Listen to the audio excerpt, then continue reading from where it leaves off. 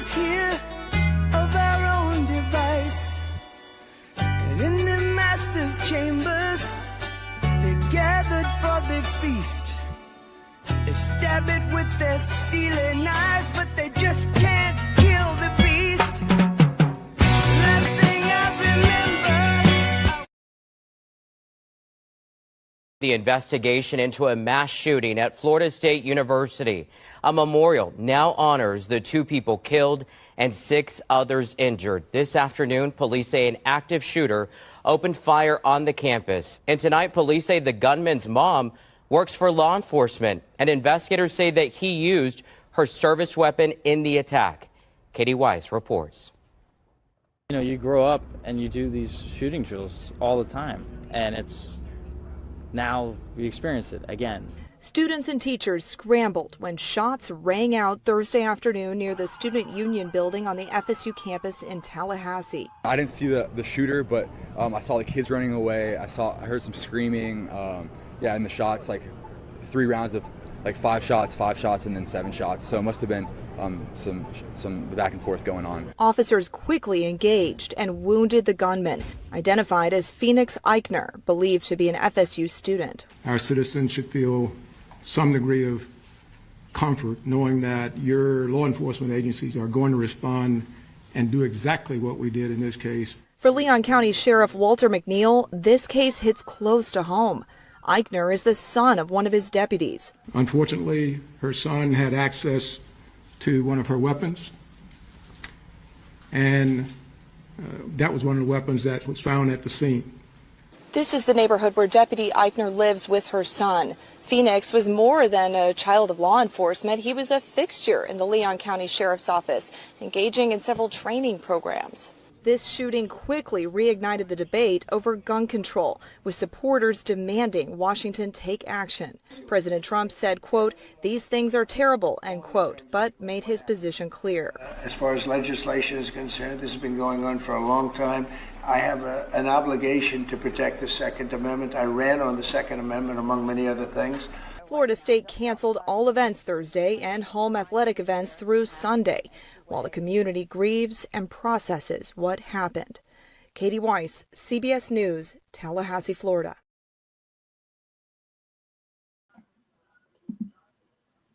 All right, folks, welcome to Sports Talk with Chris Heidel. A somber moment to start the show this last Thursday when Adam was in Akron or Fairlawn, Ohio, and I was here getting stuff ready for, watching TV and all stuff. So, FSU had a active shooter on my Twitter page, and I'm like, okay, active shooter, all right. Everybody, 2 people passed away on that fateful day. 6 were injured. And the guy, if you heard the report, the kid was a son of a deputy at the Leon County Police Department. So, Adam, my viewpoint is, why did you bring your gun home to the house there, lady? True. Yeah, you should have kept that. My dad used to be a detective back in the late 70s, before my brother Will was born. And my dad, didn't want to bring his guns home because he was afraid of, all of us playing with them. So as soon as he retired, or he resigned, he got rid of them all. Smart, yeah. And it's like he only had like a BB gun, but he said, we can't touch it until he's home because, if you touch it, then, you go and do something stupid, like my neighbor shot a bird and hit him in the wing. Yeah. Yeah, it's like we know, obviously, we have had former Florida State Seminoles people on our show. Obviously, we, our hearts and our prayers go out to everyone in Tallahassee, good friends. Yeah. Danielle Joyner Kelly and Priscilla Proctor, who have and their kids were a number of times, and it's like so continue to pray.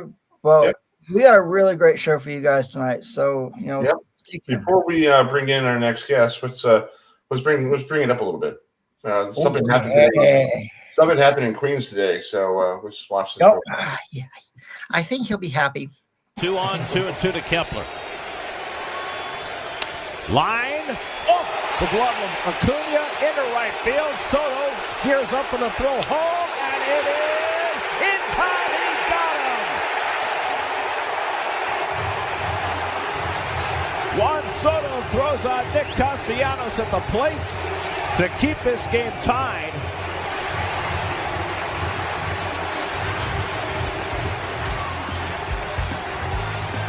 There's that set of the feet first. The Phillies are going to challenge the call. Did he get in? This is not a good angle. We'll get it right here. And Marte dumps one into center field. Base hit! Here comes Alonso. Stevenson's thrown to the plate. Too late, and the Mets have won it. 7 straight for New York. Marte the hero.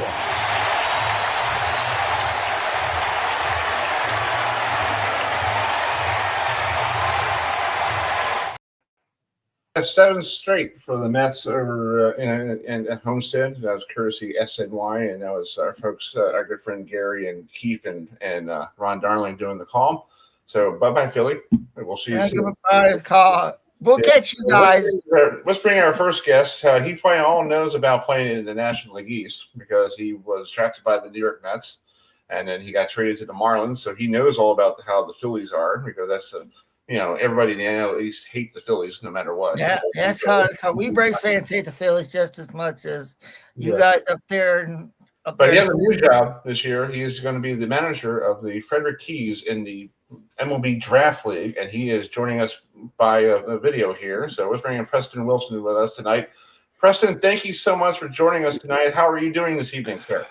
Everything is good. How are you guys doing? Not bad. Good. And welcome to, I know you're familiar to this area because you played with the Washington Nationals, but welcome to Fredrick. Talk about the process of becoming a Keys manager. How did you get involved with that? Well, I'd had some conversations about working in the draft league a few years ago with Sean Campbell, who's one of the main orchestrators of the league. And at the time I had some other things going on. It wasn't quite the time for it to work out, but it worked out well this time. The timing was right. And, it's an opportunity that I'm looking forward to. And, just to see the kids. And I remember those days being at that age, man. It is quite an experience. So I'm just happy to be a part of it. Yeah. I was reading about your bio, and I got to say, you are the nephew and the stepson of the great Mookie Wilson. And I'm a big Met fan since I was a kid growing up. And Mookie was one of those guys that I grew up watching Steelers second and third and playing hustle and all stuff. So what is it like, growing up with like almost like a father figure, almost of a great center fielder who knew how to run both corners, and he's also a decent manager too because he was in Brooklyn for a while. Yeah, I always just knew him as dad. I never really knew him as my uncle. I knew him as dad. When he came home, he wasn't a baseball player. He was just dad. And, I think I learned a lot of great life lessons from him, but I also had the perks of being able to go to Major League Baseball stadiums and seeing my dad work, but also have him come home and keep the perspective that it was just work. It didn't dominate who he was as a person. He never even really talked about it. It was just what he did for a job. And, I think that's a perspective that you can't get unless you're in that environment. And I've seen a lot of sons of Major League ball players who handle it differently or who may have been taught differently. I'm just very grateful and glad that I had the experience that I had. Yeah, and it's also cool, and like he was just dad. He came home, he did his job 9 to 5 or 7:30 to midnight or 7:30 to 1, whatever it was, or on the road and all that stuff. But then you got drafted by the Mets, and then you got called up, and then all of a sudden they shipped you to Florida to take and be part of this great trade with some guy named Mike Piazza. So what was it like getting the phone call saying you're going to Miami? And you're like, huh? Well, first I want to backtrack a little bit because I there was a part in there where I get drafted by the Mets, and my first major league action is in Shea Stadium. I played for the Mets, and I played center field, my dad's position, in Shea Stadium, and my dad was the first base coach. You missed a whole big part there. So when I make it to the major leagues, and I'm realizing I'm walking through this tunnel that I've walked through hundreds and hundreds of times with my dad or with my mom coming to ball games, and I'm the one that's playing this time. So instead of coming in at, game time with my mom or around that time, I'm coming in, 2:00 as a player would. And it's me going, and I have a locker now. It's not my dad's locker. I'm sitting at my locker, and he wore number 1. I wore number 11. And so, and then I walk out on the field, and I remember like the father-son, days where now it's just father kids because they let the girls play, which is awesome. They should have been doing that all along. Go out there, and it's my job now. I'm taking the batting practice. I'm taking fly balls in center field, and then the game starts, and I'm in center field in his position, and I'm looking up, and I see Shea Stadium from the angle that was opposite of what I saw on my childhood. And now I realize I'm looking through my dad's eyes back at what he would see playing in center field. And it was more surreal than you can imagine. And I got my first big league hit in Shea Stadium. Oh, nice. That's cool. Yeah. It was like playing at the stadium, because I talked to Ray Knight one time, and he said with the planes coming over, it was like it's a pain in the butt. You can't hear anybody. You have to go, use the mouth. Anybody who played for the Mets during that time would tell you this. It was a dump, but it was our dump. It was great. Well, Preston, I mean, I have a cousin who lives in Essex, Connecticut, and he knew former New York Met pitcher Tom Seaver. So it's like, I can understand, what you're saying, but speaking of the National League East, Chris mentioned you played for the Mets, you played for the Marlins. So what was it like to play against the team I pull for the National League East, the Atlanta Braves? Oh, man. Come on, Preston. Come on now. Okay, let me tell you this. I played for the Marlins during the time when there was an unbalanced schedule. Right. Yes. Which means we had to play the Braves 19 times a year. Yes. Along with that, my grandparents were getting older at the time, and they didn't really fly. So Atlanta was the closest ballpark that my grandparents could come see me play baseball in the major leagues.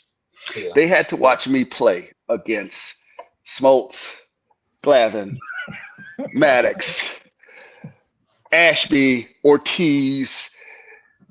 And I had to explain to them all the time, I'm really a good ball player. Like, y'all kind of like, I'm doing like, this is just what y'all see here in Atlanta. Other places, I'm killing it. But, so what was that like? It was absolutely a pain in the butt is what it was. I mean, those guys were great for a reason.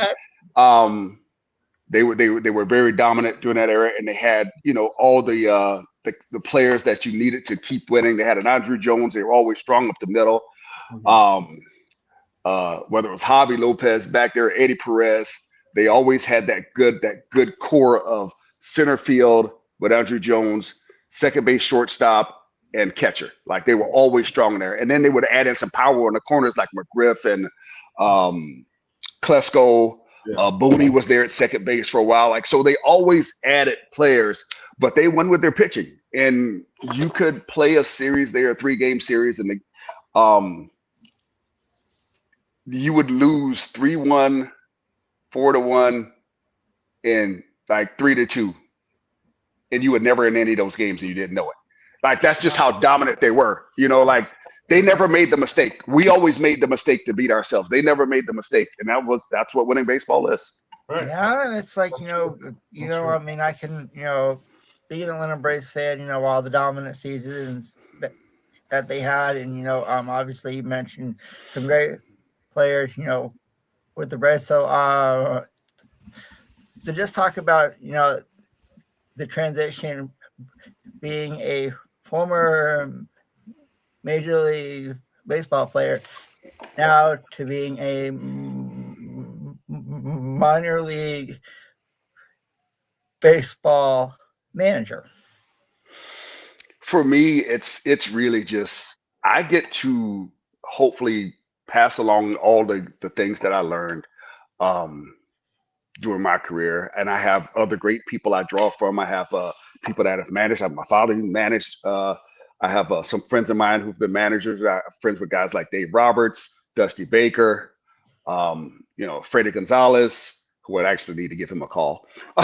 So I have a lot of guys that I'm drawing from. So it's not just my own experience. I'm drawing from the pool of knowledge that I've had surrounded me throughout my years in the major leagues and minor leagues. And I plan to use that to hopefully try to help these kids. But more than anything, man, it's try to put them in a position to succeed and try to find a way to help them learn who they are as ball players. That's really what it is. Once you find out who you are as a ball player, once you find out your strengths and weaknesses, you know how to play to your strengths. You learn how to stay away from your weaknesses as much. And that is really what I hope to get. I mean, if you love to play, you're going to play.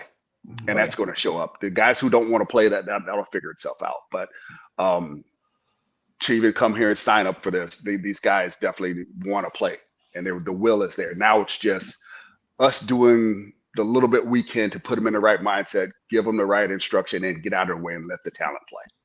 I love it, Preston. Love it. Yeah, I agree.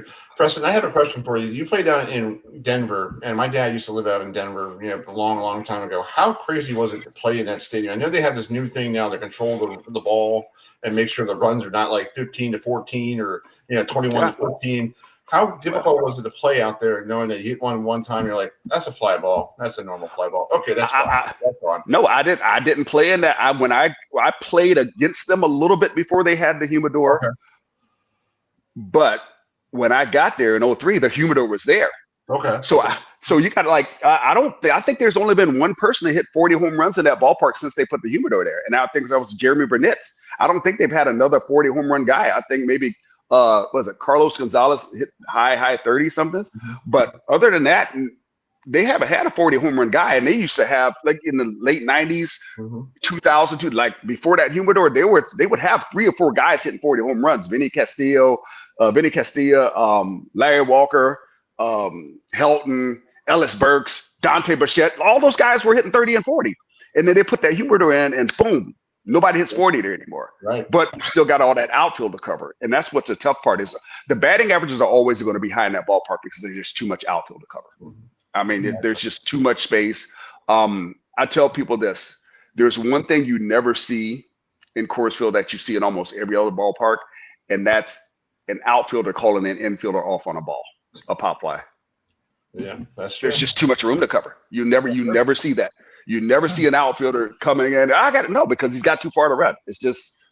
There's too much room to cover. The gaps are huge. Center field is 434 in one part out there, something like that. I know it's 415, and then that gap in left center is even further than that. It's like 430 something. It's a huge outfield. And for a guy like Charlie Blackmon to play as long as he did center field there, that's I don't know how he did that. Right. But at that altitude, your body doesn't recover. Like your hamstrings feel like they're made out of wood.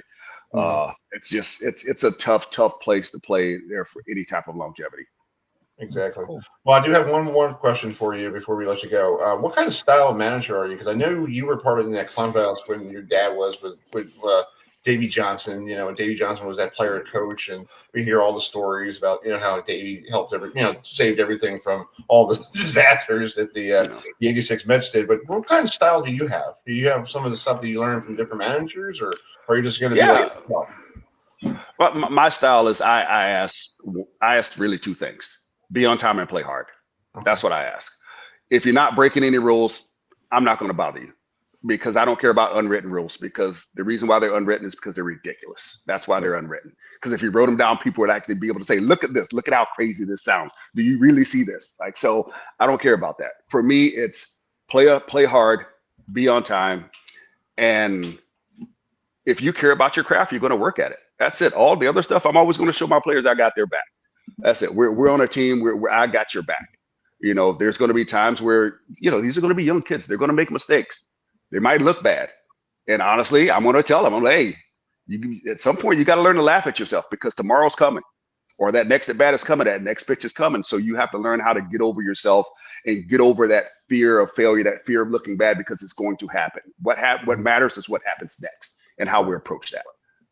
So that's me. That's all I care about. Like I said, I know it's not about me. I want to give these guys a chance to be the best ball players they can be. Whatever that ceiling is, whatever that peak is for them, I want to be a part in helping them achieve that.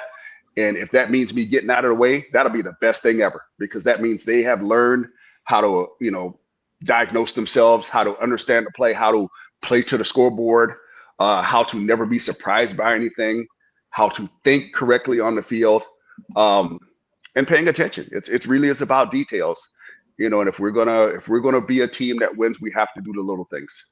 Right. Exactly. Well, the season is going to start June 4th, but they split in different seasons. The first season is going to be the ones who come out of college, trying to get ready for the draft and get shown and all that stuff. And then the following part, is basically, you basically have, the amateurs and the people that, looking at draftable players and trying to, get themselves ready for next year or last season. Right. So sounds like a good, exciting thing there in Fredrick. And I appreciate you coming on tonight. And I hope to make a trip out there to Fredrick to see. I'm only like maybe an hour or two here in Cockeysville, Maryland. So it's not a big far drive for me. But I hope to see you, and we would love to get you back on during the summer and see how's everything progressed as your first year being a big manager in a minor. Well, it's I'm looking forward to it, and I hope to see you guys again. And come on down, man. Come support the Keys. We'd love to have you. I'll come down and see you guys. I appreciate you coming on tonight, and have a great rest of your week. All right, guys. Thank you. All right, see you. Thanks, Preston. All right, that's Preston Wilson, the former New York Met, Marlin, Astro, National, Cardinal. You name it, he played it. He did it. So that's Preston Wilson. And the Keys will start their season on June 4th, and we'll try to get out there in our time between college football and the ACC kickoffs and all that stuff. We'll do the best we can, but we'll get that ready. We'll switch gears here. Last week, Adam was in Akron, or I was in Ohio. Can I bring in our next guest? Yes, go ahead. Bring him in. Sure. Like Chris was saying, last week I was in Akron, Ohio for the Tournament of Champions, and I saw our next guest's son, who has appeared on our show, compete.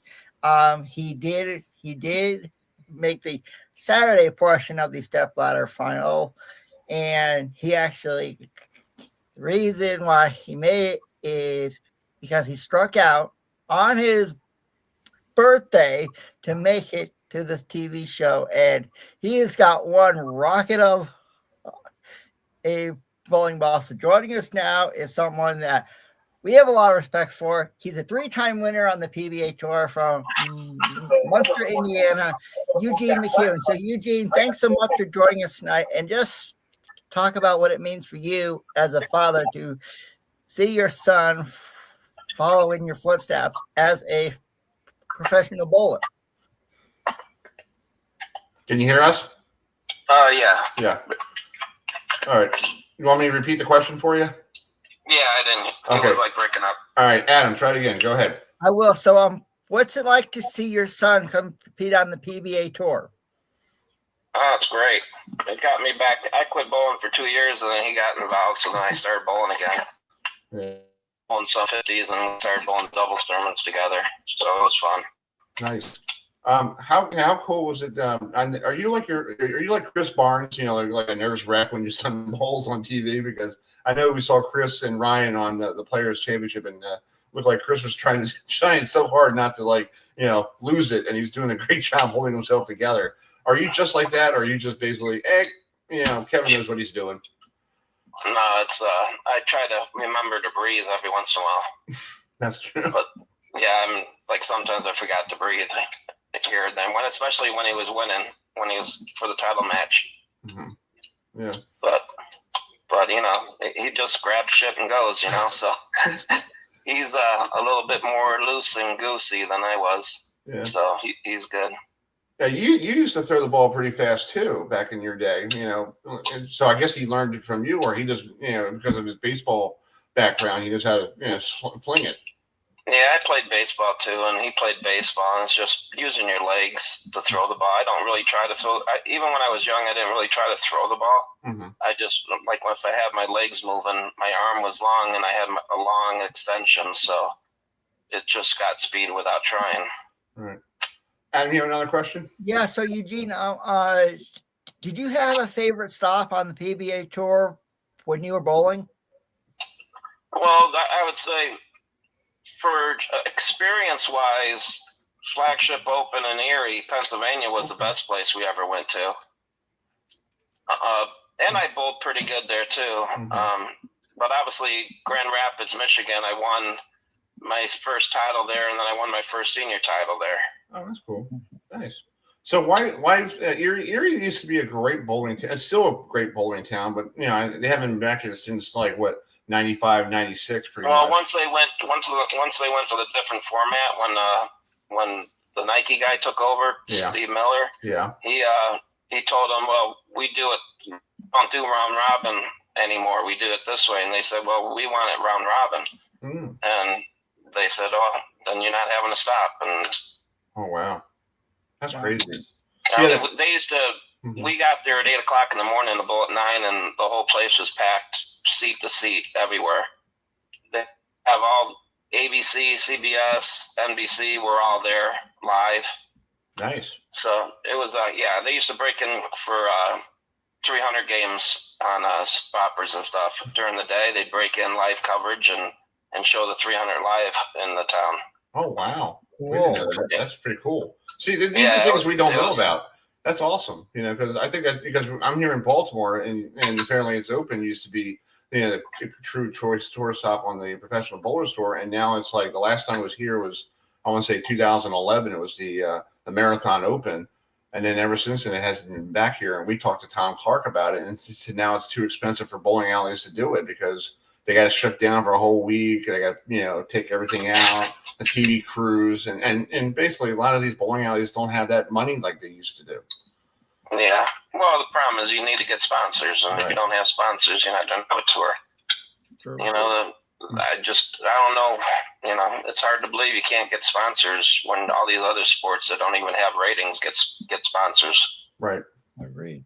So what's your take about bowling on Fox? I think it's been really well it's been like, 5-6 years have been on Fox, and I think they should continue doing it. But if they don't go on Fox, what in your mind, what network do you think they should be on? Well, I thought Fox did a good job of having FS1 with a stepladder kind of, then promoting it onto the show, for the TV on regular Fox. Right. Unfortunately, I heard maybe an off, not CBS or NBC, but some other station may pick it up. Right. So it'd be national coverage, but not, like one of the top 3. But yeah, it all depends. You need the money coming in, and it's kind of, if you don't get the TV, money coming in, it's kind of hard to have a tour. Yeah, I feel like they should. I feel like they should put bowling back when it was on 3:30 on Saturdays. And I get it. Fox has college football, and they have the college basketball and all that stuff, and they're like, oh, we'll put it on 5 o'clock or 6 o'clock. The problem with that was even like if the town had football, they'd put the football game on, and we wouldn't even be seen. Oh wow, that's crazy. Yeah. So even back then when we were on, right before Wild World of Sports, they would most towns wouldn't even broadcast it. Oh, that's strange. Really? Wow. Wow. I know. Yeah, well, they would show the football games, or they would show something else. Jeez, that's crazy. Because I know here in Baltimore, and I've watched the professional bowling store every winter on ABC. Yeah. They didn't have anything around here. Yes, they had the cross, but that was not until like March around here. But they didn't. Channel 2 used to be the ABC affiliate here in Baltimore. I know that. So yeah, we had it all the time here too. So in Chicago, right? Of course, yeah. And do you have another question? I sure do. So, so is there a guy that you love to face?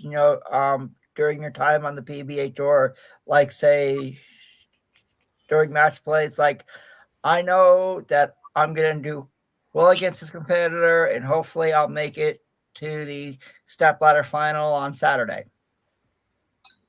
Well, this is just by pure coincidence, but I kind of own Duke on the show. Okay. I know I only bowled him like 6 times, but I beat him every time.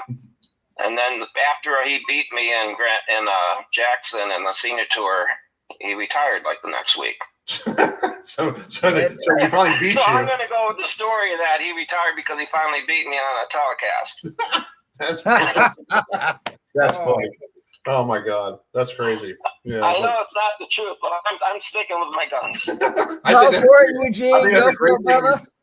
Yeah, Eugene, I think that's a great thing to say. Like, hey, I beat Norm Duke and he retired. That's good. No, he beat me on the step ladder. I didn't beat him that time, but I sure did think I was going to beat him. I needed a double in the 10th. I got the first one, and I just lost it off my thumb. But I had no doubt that I was going to strike out to beat him, and I just lost it a hair. Oh wow, that's crazy. So, what is your what's the future like for you for the what's the rest of the spring, summer for you and your family? What are you guys doing? Well, I'm just gonna bowl probably Hammond, and then see how I do there. Then probably bowl Jackson, and then I might go to the senior TSC. Oh, that's cool. Nice. Cool. And then basically Kevin's doing his own thing, and he's got regionals and a couple regionals. I guess they don't even have many regionals anymore. So I know it's like around here they used to publicize it. Like I know there were one here in Towson. They don't even tell anybody anymore. And I'm looking on the website. I'm like, oh, it was in Towson last week. Thanks. Just right down the street from me. Like that's great. Thanks for letting me know. I'm like crazy. Well, Eugene, I appreciate their sport. Yeah, that's true.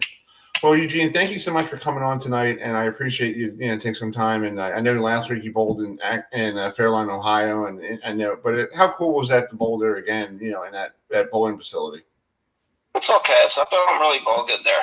Okay. You have to, especially with the kids, you have to open up the angles so much. And I kind of figured something out the last game. Even though I was standing like 25 left to center, I had to look at fourth arrow. Okay. And just get my eyes so far away from my usual thing. And once I did that, then if I missed in a hair, it still held. Mm-hmm. Where when I was looking closer, and I felt like I had to push it out there, and then I didn't get it out there sometimes. Right. So it's fun to bowl with the kids. Sometimes but I told him, I said, if I leave a solid 9, I should at least get to either reset for a spare or I get a strike. There you go. The old man shouldn't have to leave solid 9s. That's true. And it should be like no pin, no tap, one of those things. Yeah. You should have that. Like, oh, you get automatic strike. Sure, thanks. I appreciate it. Well, Eugene, thank you so much for coming on tonight, and I hope you have a great rest of your week, and have a great rest of your spring. All right, thank you, and hopefully Kevin can do good at the Battle of the Bands. All right. Or the brands. That works. Yes. All right, sir. Thanks for coming on. I appreciate it. Take care. I see you. Bye. All right, that's Eugene joining us here by the phone. He was going to be on video, but he told me on the Messenger. He goes, "I'm old. I don't know how to use it." I'm like, "Okay." Well, okay. I mean, it's like Hey, I mean, it's like he thought it was pretty cool to see Kevin McCune strike out on his birthday last Thursday. To make it to the TLC step ladder final. And Chris, it's called. I was standing like a few pairs away from him, but I could hear him literally screaming.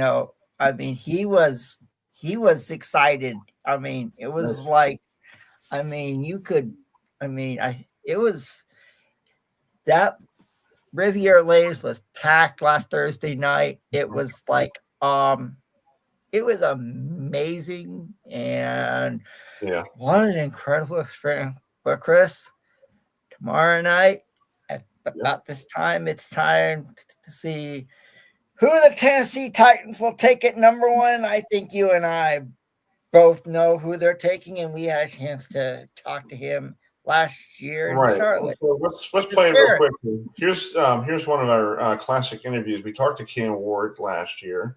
I found this on my computer. I don't remember if it's me talking to you or whatever, but we had a chance to talk to him. So here's Cam Ward talking to the local media there in Charlotte, and we were there and we had a great time talking to him. So here it is. And what quarterback did you grow up watching? As a young guy growing up. I grew up watching Cam Newton and Michael Vick a lot. Now I'm watching Aaron Rodgers and Pat Mahomes a little bit more. I like to classify myself as, like a playmaking pocket passer, especially like in the league. You have to be able to win from the pocket. If you don't, you won't be successful in the league. So that's one thing I think I've got way better at from UIW to now is winning the pocket. And I think just the off-platform stuff that I bring to the table, scrambling, it's easy for me. It's second nature for me. A lot of it is baseball. I played a lot of baseball growing up, basketball. So I feel like, God just gave me that ability. So, I just try to work on my craft, and right now I'm just still trying to win from the pocket. Another question to ask you, talk about all the pressure of hearing Heisman Trophy and all that stuff. What do you do to keep yourself not listening to that clutter and focus on just what you got to do? Turn that phone off. I do. I probably really only be on my phone about 2 hours a day, 2.5 hours a day. That's going to go down way more as we get into camp and get into the season, just because it's nothing but a distraction. You see stuff, it'd be some good stuff, some bad stuff. At the end of the day, football is only going to last for so long. People really don't know me or my teammates personally like that, so we don't let that affect us like that. If you make plays on the field, they're going to have nothing but good stuff to say. So, keep making plays, you don't give them a lot to say. Welcome to Miami. Appreciate it. I remember that. I remember that interview last year. Hold on. I have something going here. Yeah, that's a very good interview with him. And we do have to, I was trying to get him on the show because I had his parents' email, but I guess they didn't get back to me. But but to me, when I feel like to me with that bowl game, that he played against. In that bowl game, like he only came in for the first half, and then he like basically left. See it. Yeah. It's like to me, it's like what was your take on that? I feel like to me that he should have stayed in for the last come back in the last drive and help Miami win. But I mean, that's Miami. Well, sure. I mean, you look at the history of Miami, and you look at all the quarterbacks they've had over the years, and it's like, see Cam Ward do that. It's like saying, guys, it's been fun, but I really don't want to be here anymore. I mean, you look at, Miami had a shot to get to Charlotte, and they blew it against Syracuse. Right. And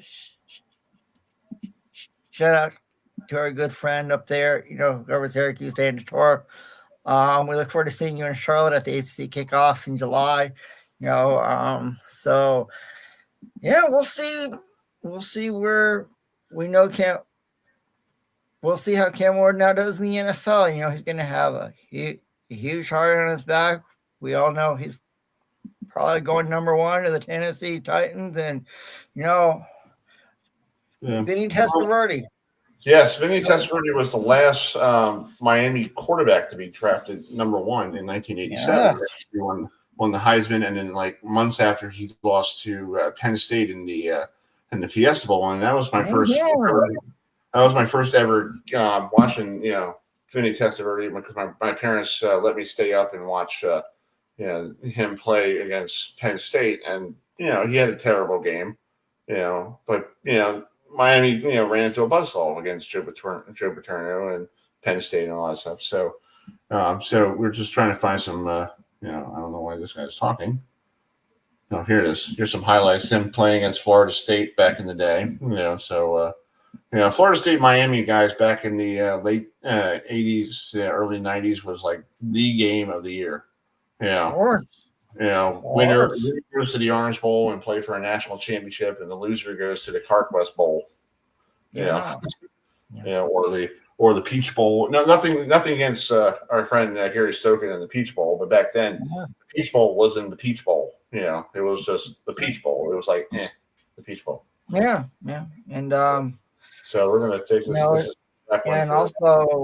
And also, of course, we do have to say, yesterday, longtime ESPN broadcaster Mike Patrick passed away at age 80. He did a lot of college football and college basketball. He called the last out at the College World Series at Rosenblatt Stadium in Omaha, Nebraska. He was a sensation behind the mic, and I do have some of his. I found his best moments, his best calls for touchdowns for Mike Patrick, who passed away. Yeah. So here it is. Before we start our NFL draft preview, we'll have Nick Susskiss. That's from the Tennessee Titans, who reports from the Tennessean. He'll be joining us at 8:15. And Chris Easterling, who is a sports reporter for the Cleveland Brown the Akron Beacon Journal. You're probably out there in the Yeah, and then 8:45 we'll have Edward Valentine. He's a team community producer of Big Blue View. It's a SB Nation for the G-men, the Giants. The football Giants. The football Giants. And then we'll finish up at 9:05 with Michael Delringer, who's he does a college football, pro football analyst and co-host down there in New Orleans. He will talk about the Saints because the Saints are looking for maybe a quarterback because of Derek Carr being injured. But right now, let's play the classic Mike Patrick clips from his years on ESPN. Leaving Arrington on this side. Kenny to Manningham, touchdown! Mario Manningham with his 12th touchdown catch of the year.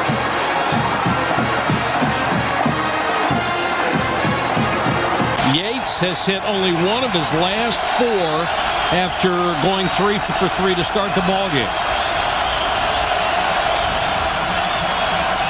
5 men, they don't get there. Yates deep down the middle, and he has Jones. Dwight Jones for a touchdown. 67 yards.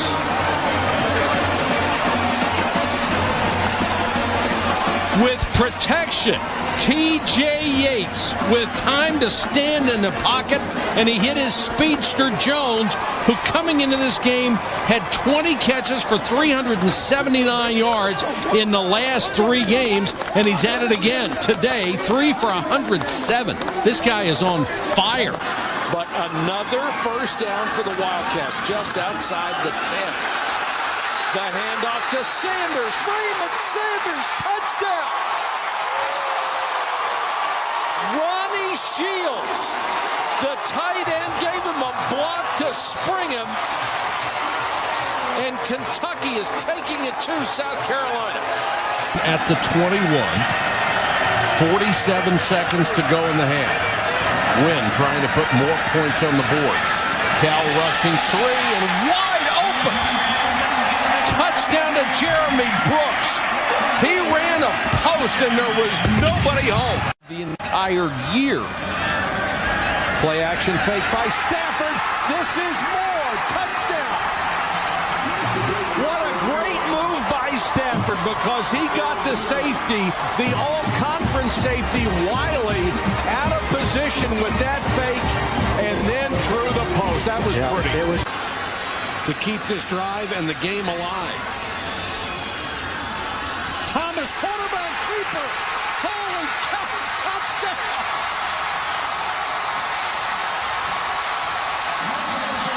Can you believe this? He came up punch drunk from that hit. I'm shocked. Kelsey may think it's personal. It's happened to him twice. Blocked. Touchdown. The Duke Blue Devils get Tony Foster in the end zone with the recovery. Holy cow. Foster blocks it and then gets it. I have an important question. Go ahead. What is Brittany doing with her life? Who? Brittany. Brittany who? Spears.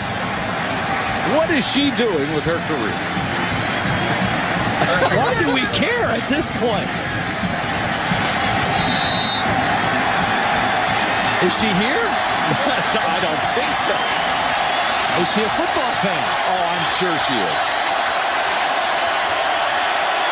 Georgia from the 25.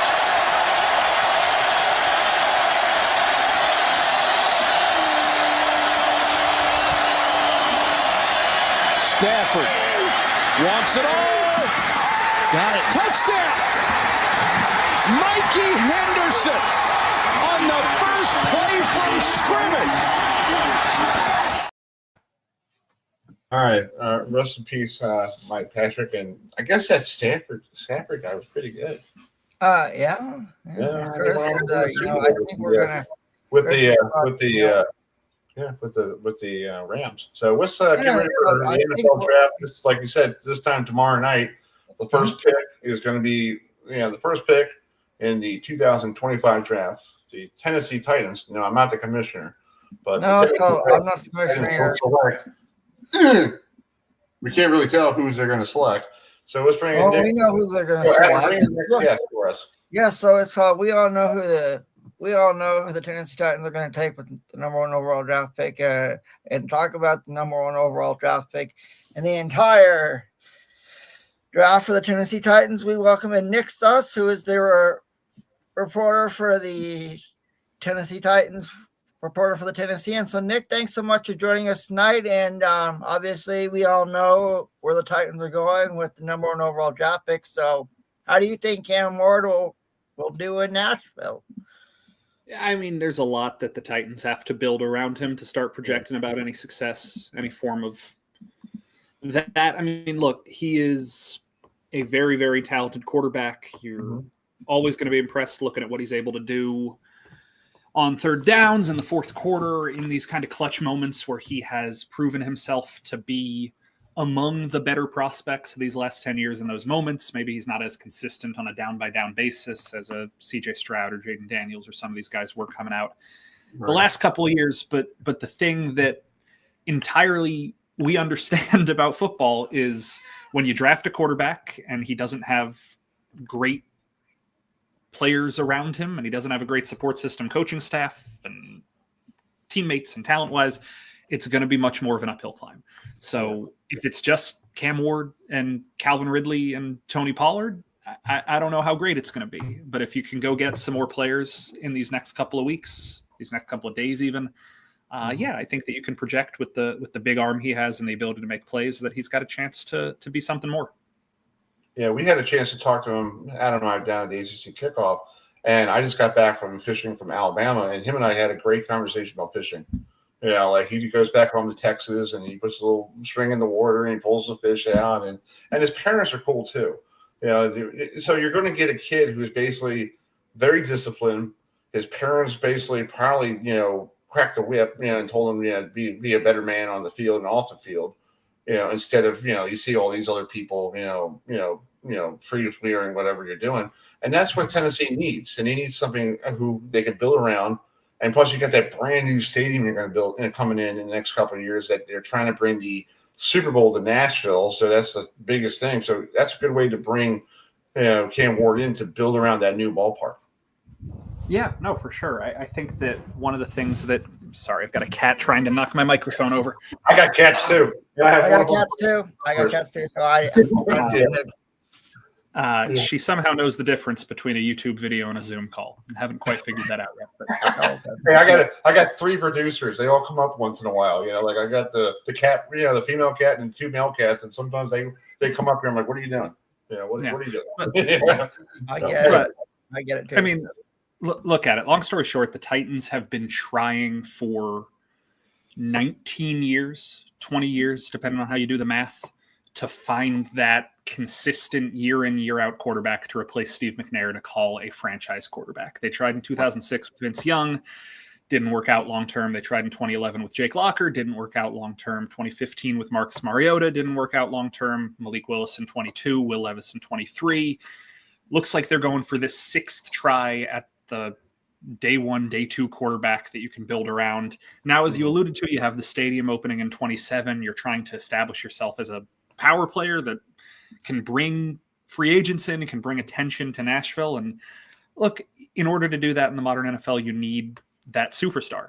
And Derrick Henry kind of functioned as that for a few years, and the Titans were very, very successful, but building around a running back is so much more fickle than building around a quarterback in the modern NFL.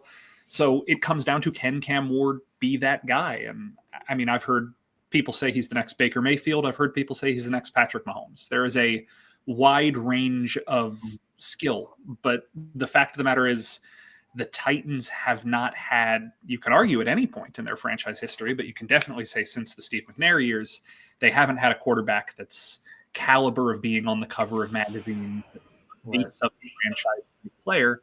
And that's what you bet on a number 1 pick to be. Historically, number 1 picks, not always that, but that's why you make the bet. Yeah. Well, Nick, it's funny. You just mentioned about Derrick Henry, and I'm here in Baltimore, and the Ravens picked him up, and I'm thinking like, okay, he was great in Tennessee, and last year he was the old Derrick Henry that everybody was talking about, and I'm thinking to myself, maybe Tennessee's right now going, why did I do that? That's not good. That's No, really dumb. That's why I'm so not a that Ravens fan. conversation- I'm thinking like to myself, The fun thing about that conversation is anytime people bring it up, they forget that Derek was a free agent with human agency. Right. Of right. like, he left. It's Yeah. not that the Titans were like, Everybody makes and it now sound like you it. go. Yeah. He wanted to go somewhere he could win, and Baltimore was a place he could win, and Tennessee wasn't a place. So, like, could they have made a better offer? And if they retained Vrabel, was there a chance that that was going to stay? There are so many things that you can say, Right. yes, you could have made it more hospitable for Derek to come back. But at the end of the day, Derek Henry left, and that is his right. And there is a plurality of Titans fans who are happy for his success elsewhere. He That's is good. almost certainly the greatest Tennessee Titan to ever wear the uniform. If we're just talking 1999 to 2024, probably the best to ever wear the uniform. They don't like that it's the Ravens, but they're happy for it. Right. Nevertheless, this whole idea of, oh man, the Titans should have kept it. Yeah, the Titans should have kept a lot of people, but a lot of people left. People leave in free agency. Oh man, why'd the Patriots let Tom Brady go to Tampa Bay? He wanted to. He left. He left People go. That's true. Yeah. I know. See, you cover that team all the time, and people don't realize that as when you see these guys every day, and Derrick Henry, and you met him, and it was this time he wanted to leave, and as a free agent, and when the Ravens picked him up, I'm like, wow, that's a good steal, and I'm thinking to myself, all right, enjoy it, and I'm thinking to myself, well, I guess Tennessee probably saw something, but he's a free agent. He could do whatever he wants to do, and he went to Baltimore, and and now he's running. He helped Lamar Jackson out to be that powerful offense. But if he comes back next year, I don't know if the schedule has the Ravens come to Tennessee. Will he get a standing ovation saying thanks for the memories? Oh, he absolutely would. The Ravens are not scheduled to play the Titans this year, but he certainly would. That's good. That's cool. That works. So let's get back to Cam Ward here and the draft. So what else, the Titans are looking for? Because I know last year, we saw some of the games, and it was kind of like, I talked to Will, Levis, the guy at Kentucky at the time, and that was your quarterback. Now you got Cam Ward. What are they also looking for? The primary needs after quarterback are going to be pass rusher and wide receiver. Okay. Beyond Calvin Ridley, they don't have a true number 2 receiver. You're looking at guys like Van Jefferson or Bryce Oliver, or if Traylon Burks can get healthy, theoretically him. It's not a super encouraging group. Mm-hmm. Their edge rusher, you have Draymond Jones, who's played interior as much as he's played on the edge recently. They're going to try him on the edge, but beyond that, it's Lorenzo Carter and Arden Key and some of these guys who are more of your second, third rotational options than they are true starters. So you'd probably like to see 1 or 2 guys fit into that rotation there so they can be more aggressive off the edge. You're probably going to need a number 4 or number 5 corner, the way they rotate those positions. Look out for that. You're going to need a swing tackle. They just recently cut Nicholas Petit-Frere after 3 very disappointing years in Nashville, so you probably look to replace that. And then you look at places like safety, like inside linebacker, like tight end, and like power back. Right. As these are the 4 spots that you can find a guy that they just don't have on roster. They don't have a traditional blocking tight end right now. They don't have that number 3 safety who can kind of come down and play linebacker or drop in coverage if you need to. They have some bodies at linebacker, but no proven bodies. So maybe you add somebody into the rotation.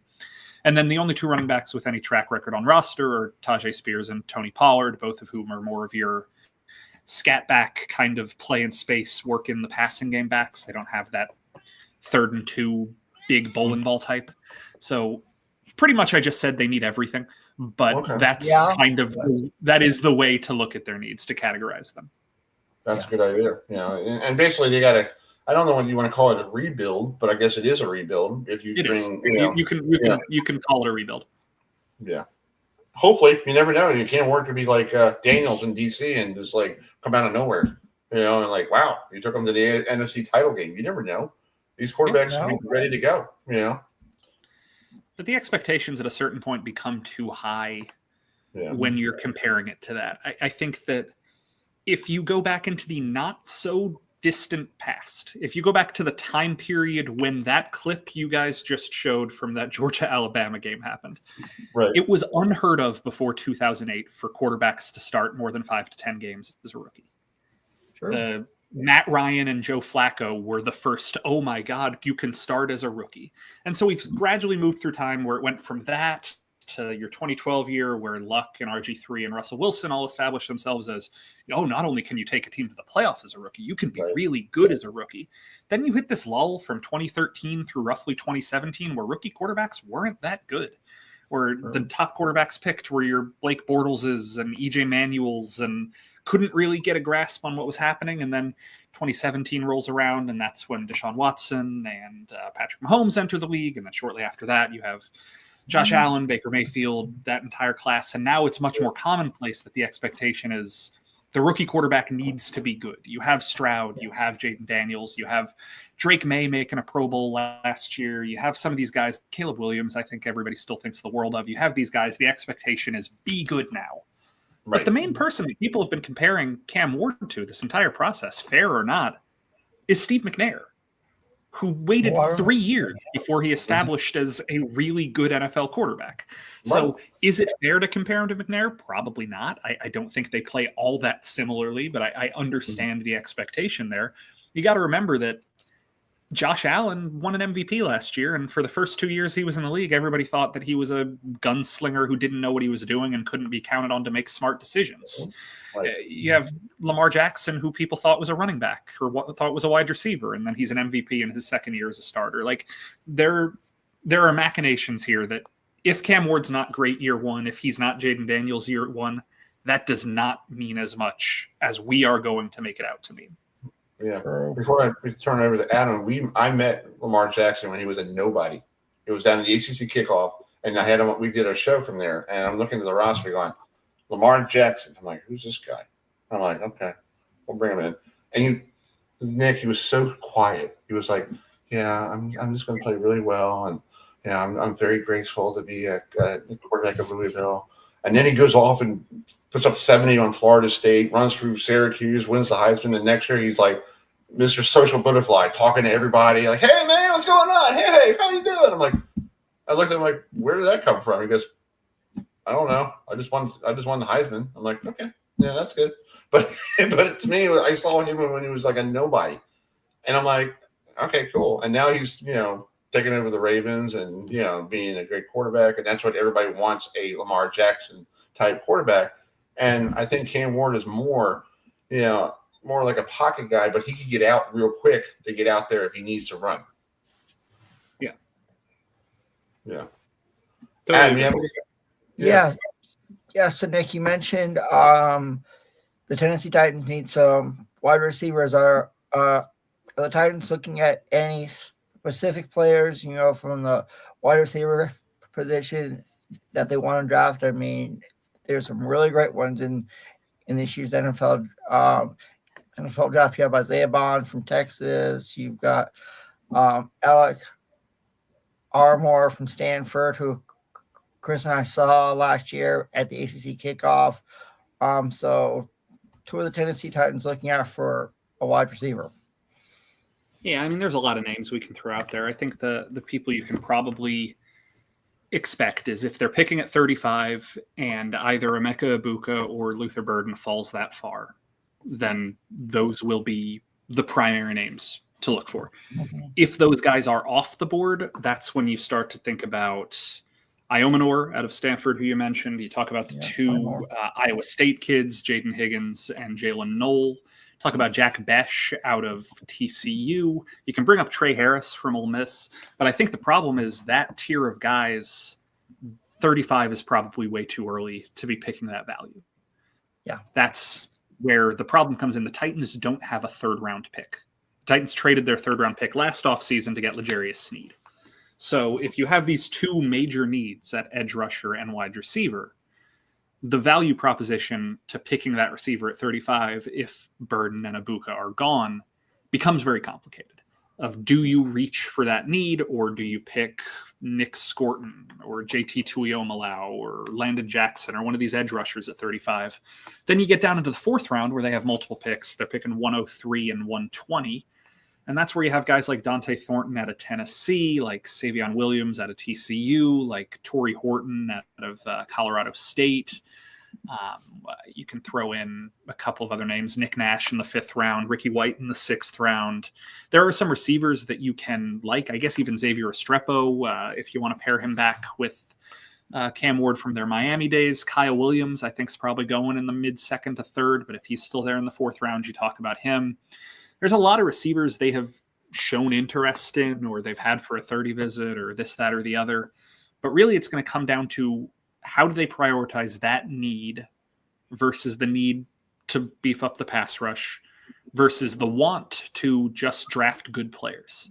And given the way this draft is shaped, if they're sticking at 35, if they're not trading back, look, there's going to be more of a chance that you have defensive linemen and offensive linemen there. That's a better chance to get a guard or a defensive tackle or a cornerback than it is to get a receiver.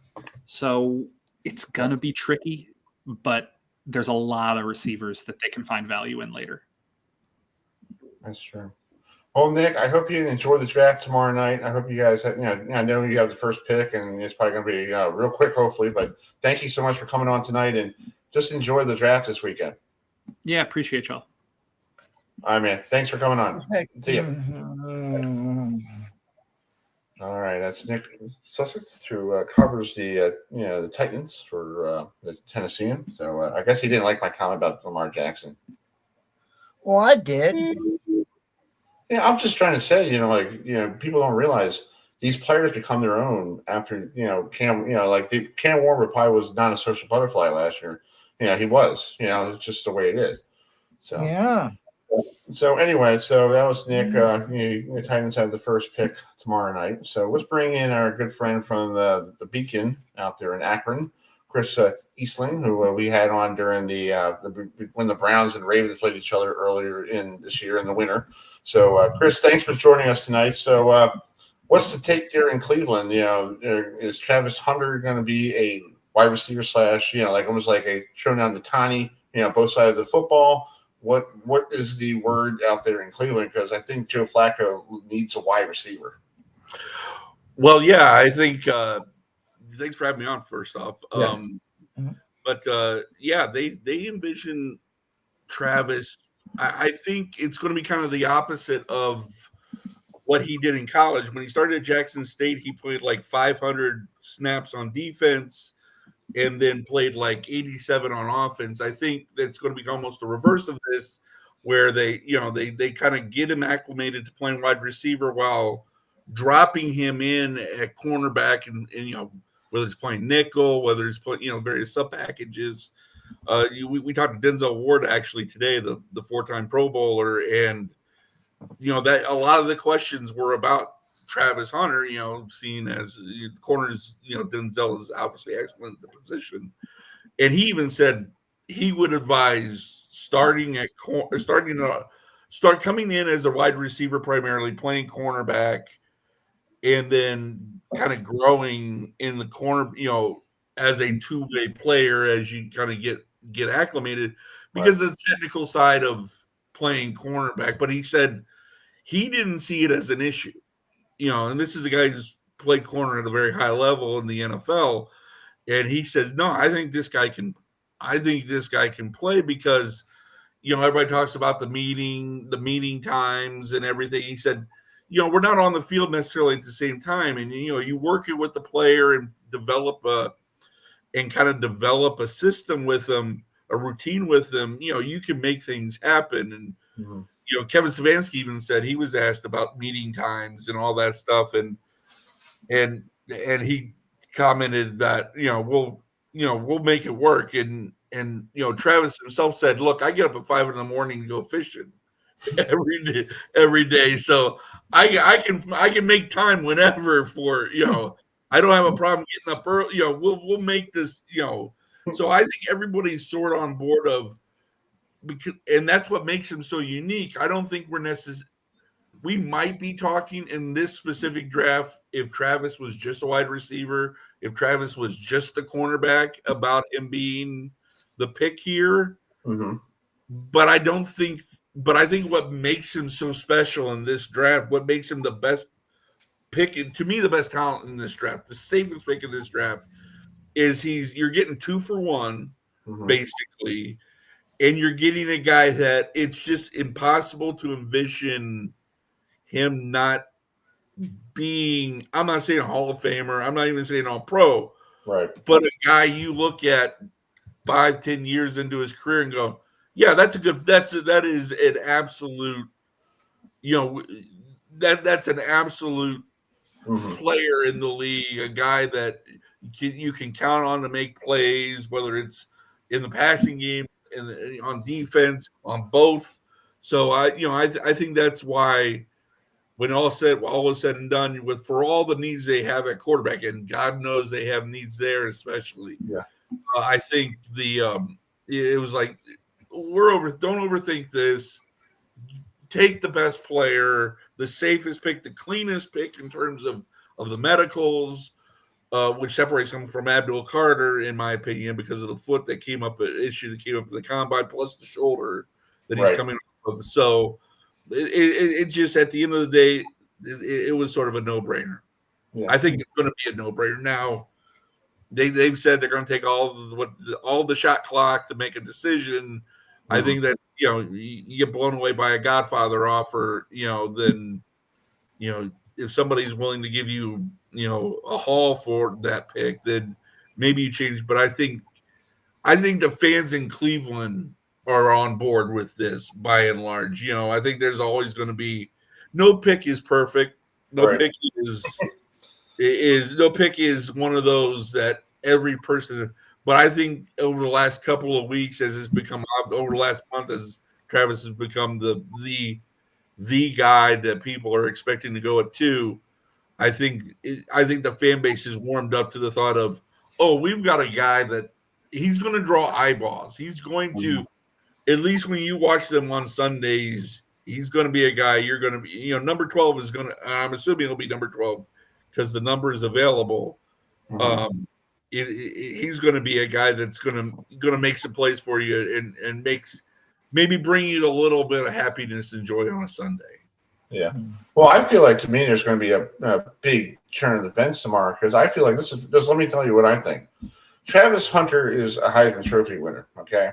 Cam Ward basically is a great quarterback that came from Washington to Miami. I feel like the Browns should pick Cam Ward just because Joe Flacco could show him how to become an NFL quarterback. Because Joe Flacco was there when he was drafted 10th with the Ravens, and then he was thrown in because of I think Tyron Taylor or what's the guy from Ohio State Heisman Trophy winner got hurt, and he was thrown in and then became the quarterback for the Ravens. I think if Cam Ward goes to Cleveland, he won't have a lot of spotlight on it because he will learn from Joe Flacco, and just because I like Flacco, I think Flacco was he's that guy who could teach young kids how to play quarterback.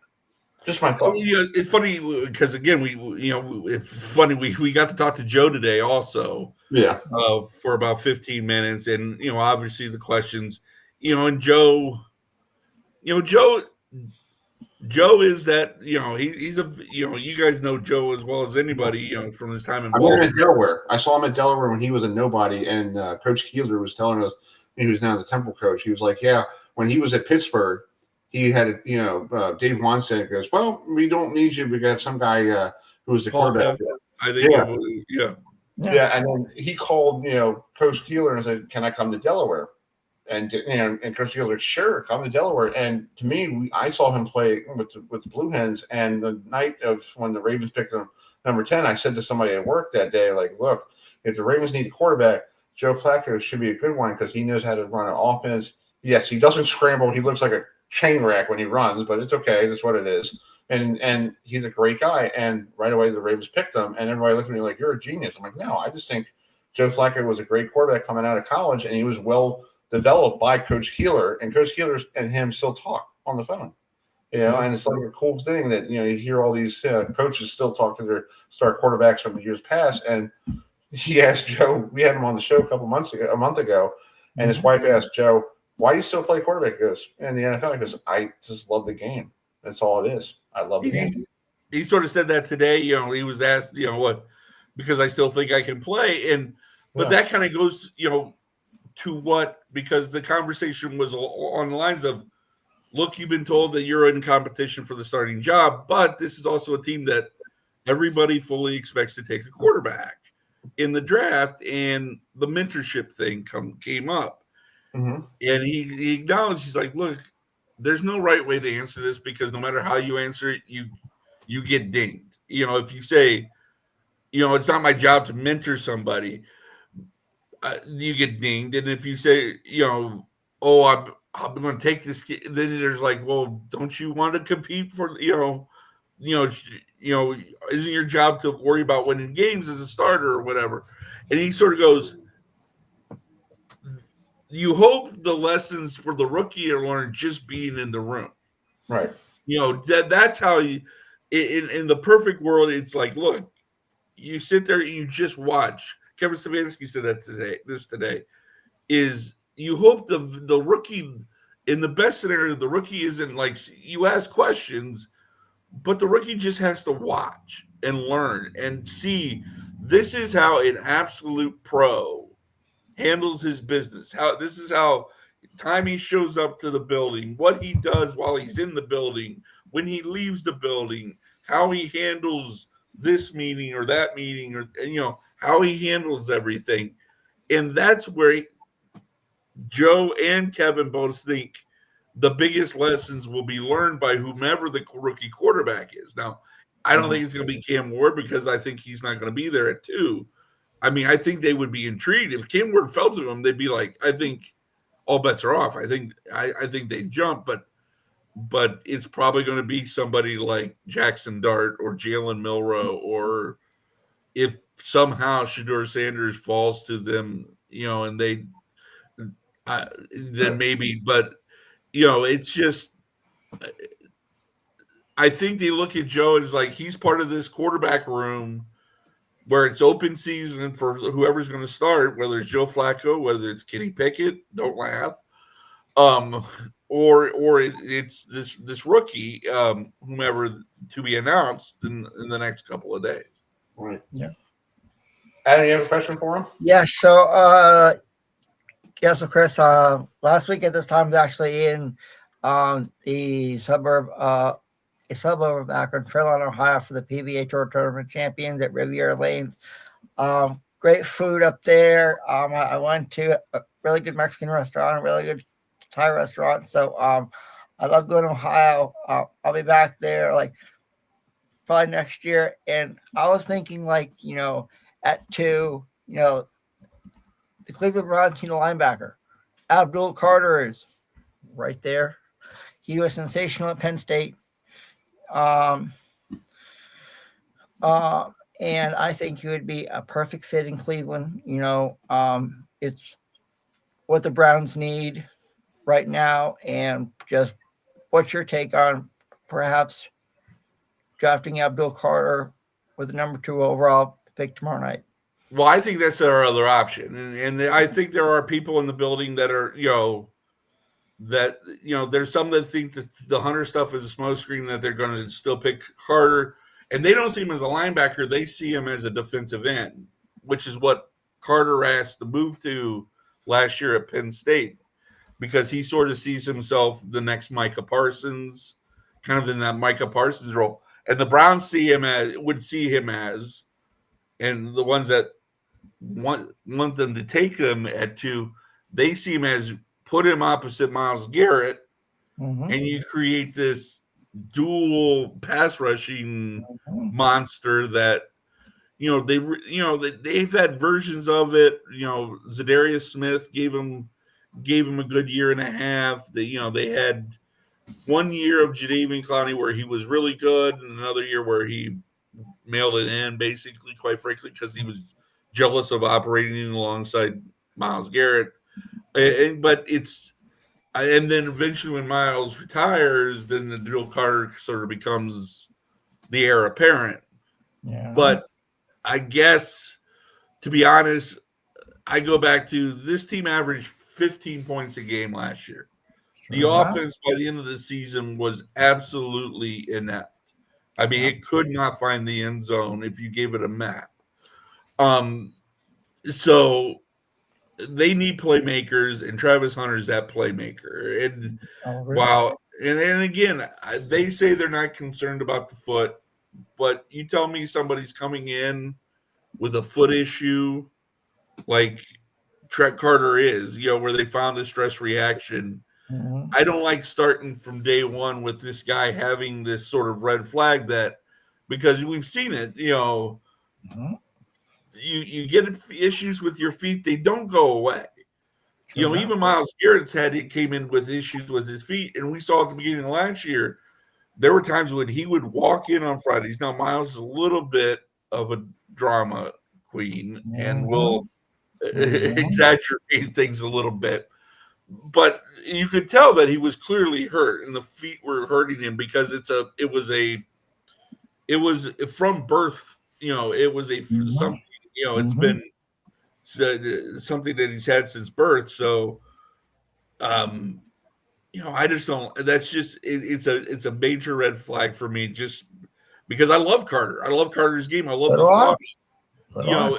There are two players in this draft that I think are absolutely, barring injury, home runs. And then when it gets down to deciding between Hunter and Carter, well, as I said before, Hunter's the cleaner. There aren't the red flags.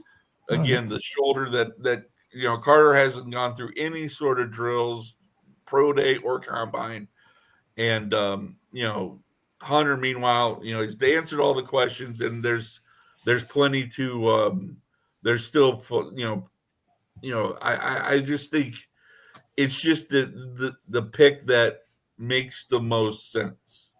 Yeah, and you mentioned quarterbacks.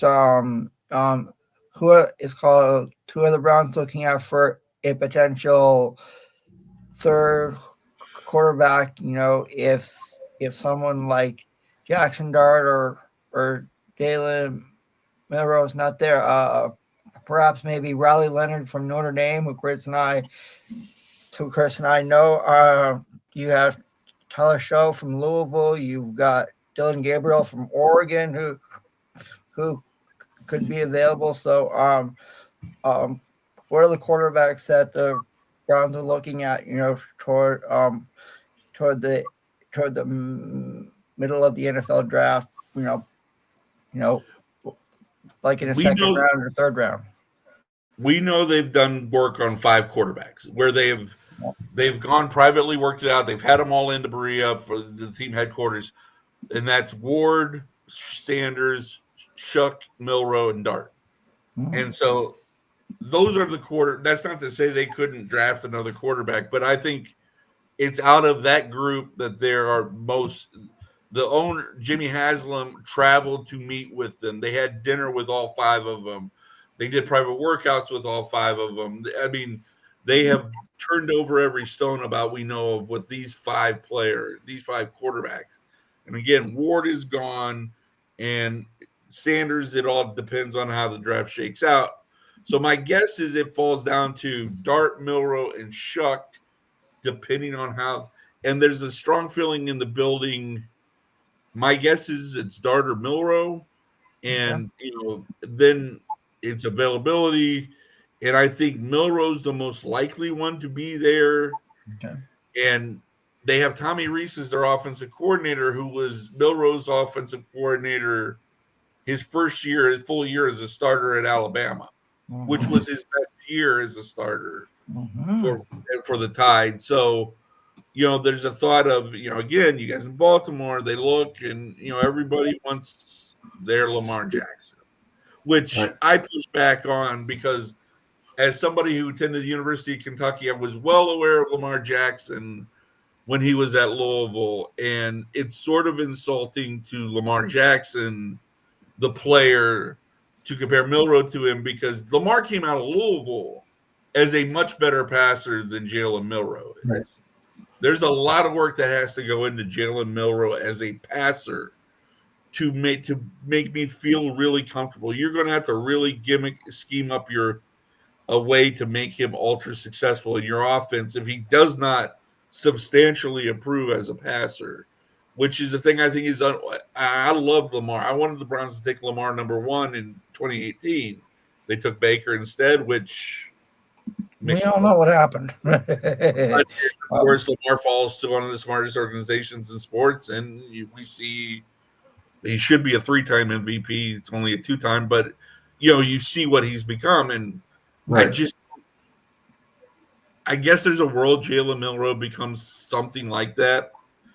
I just think it's discounts what Lamar came into the league as a passer, because he was a good passer, not a great passer, but he was a very good passer. I thought at Louisville before he got to the NFL, he just refined and got better. But I think he started at a higher level than Milroe is, and Milroe's just got a long way to go just to get to where Lamar was as a passer coming into the league.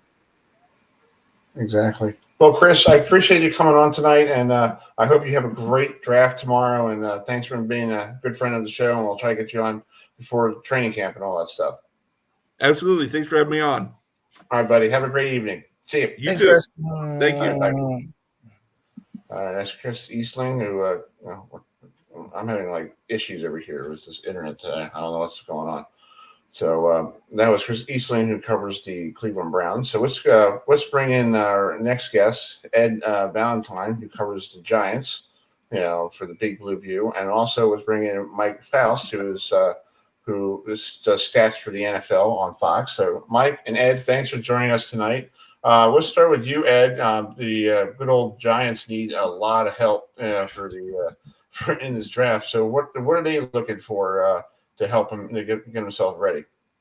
Well, obviously, everybody wants to know what they're going to do to get a long-term quarterback.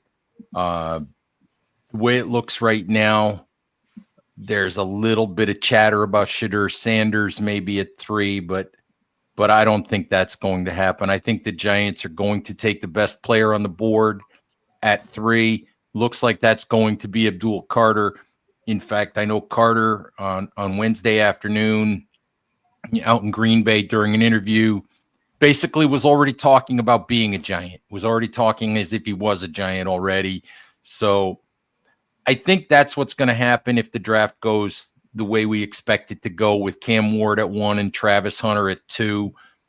I think the Giants are going to take the best player that helps them right now, which would be Abdul Carter, and then I think they will figure out a way to get back up into round 1 and get the quarterback that Brian Daboll wants. And right now, it seems like the NFL community, if you listen to all of the national insiders, Todd McShay, Daniel Jeremiah, Mike Mayock, Peter Schrager, the name is it's coalescing around the idea of trading back up for Jackson Dart. So we'll see if that's what happens, but it seems like that's where it's trending right now. I think the Giants have to get both of those things done. They have to improve the roster now and get the long-term quarterback.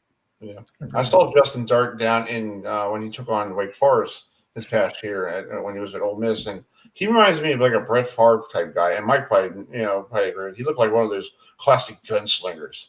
He doesn't care if you could throw. He threw got a guy in stride for 80 yards for a touchdown against Wake Forest, and Wake Forest didn't have a great defense in the first place. So to me, it was like, okay, that's cool.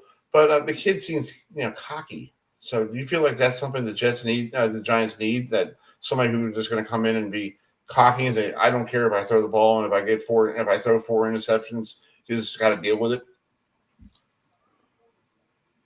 You asking Mike or you asking me? Yeah, both of you guys. Let's go with you, Ed. About Justin Dart. Well, I think if they wanted that guy who could care less if he threw 4 interceptions, he's already on the roster. Jameis Winston's already there. Yeah. So if that's what they want, they don't need to draft anybody. They can just play Jameis. Well, yeah, that's true, Ed. I mean, Jameis is a nice guy. He's a cool dude. Yeah. It's called Ed. Chris and I are huge fans of Florida State, so we remember when Jameis Winston was there, and it's like you guys with the Giants haven't had a really successful quarterback for a long time. Daniel Jones everyone thought he was going to be it. Well, we all know what happened. So so if the Giants do draft Abdul Carter tomorrow night with the 3rd overall pick, do you think he will start as soon as he gets there? Well, that's an interesting question because the Giants already have Kayvon Thibodeau and Brian Burns on the edge. Obviously, they're paying Brian Burns a lot of money. They drafted Kayvon Thibodeau with the 5th overall pick.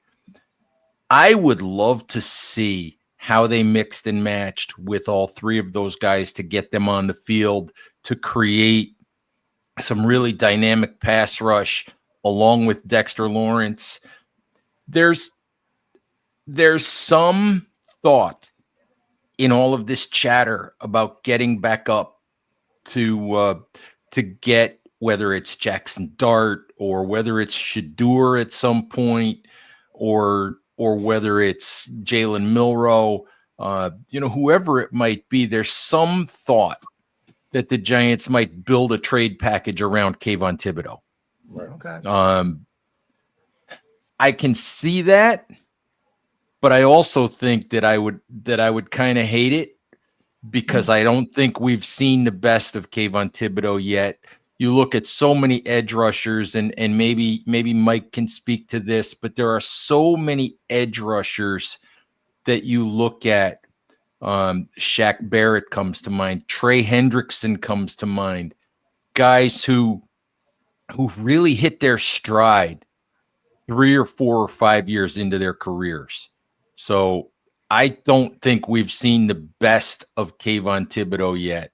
So I would kind of hate it for the Giants if they trade him and then he becomes that player that they thought they drafted a couple of years ago. Sure. Mike, you want to comment on that? What Ed was saying. Sure.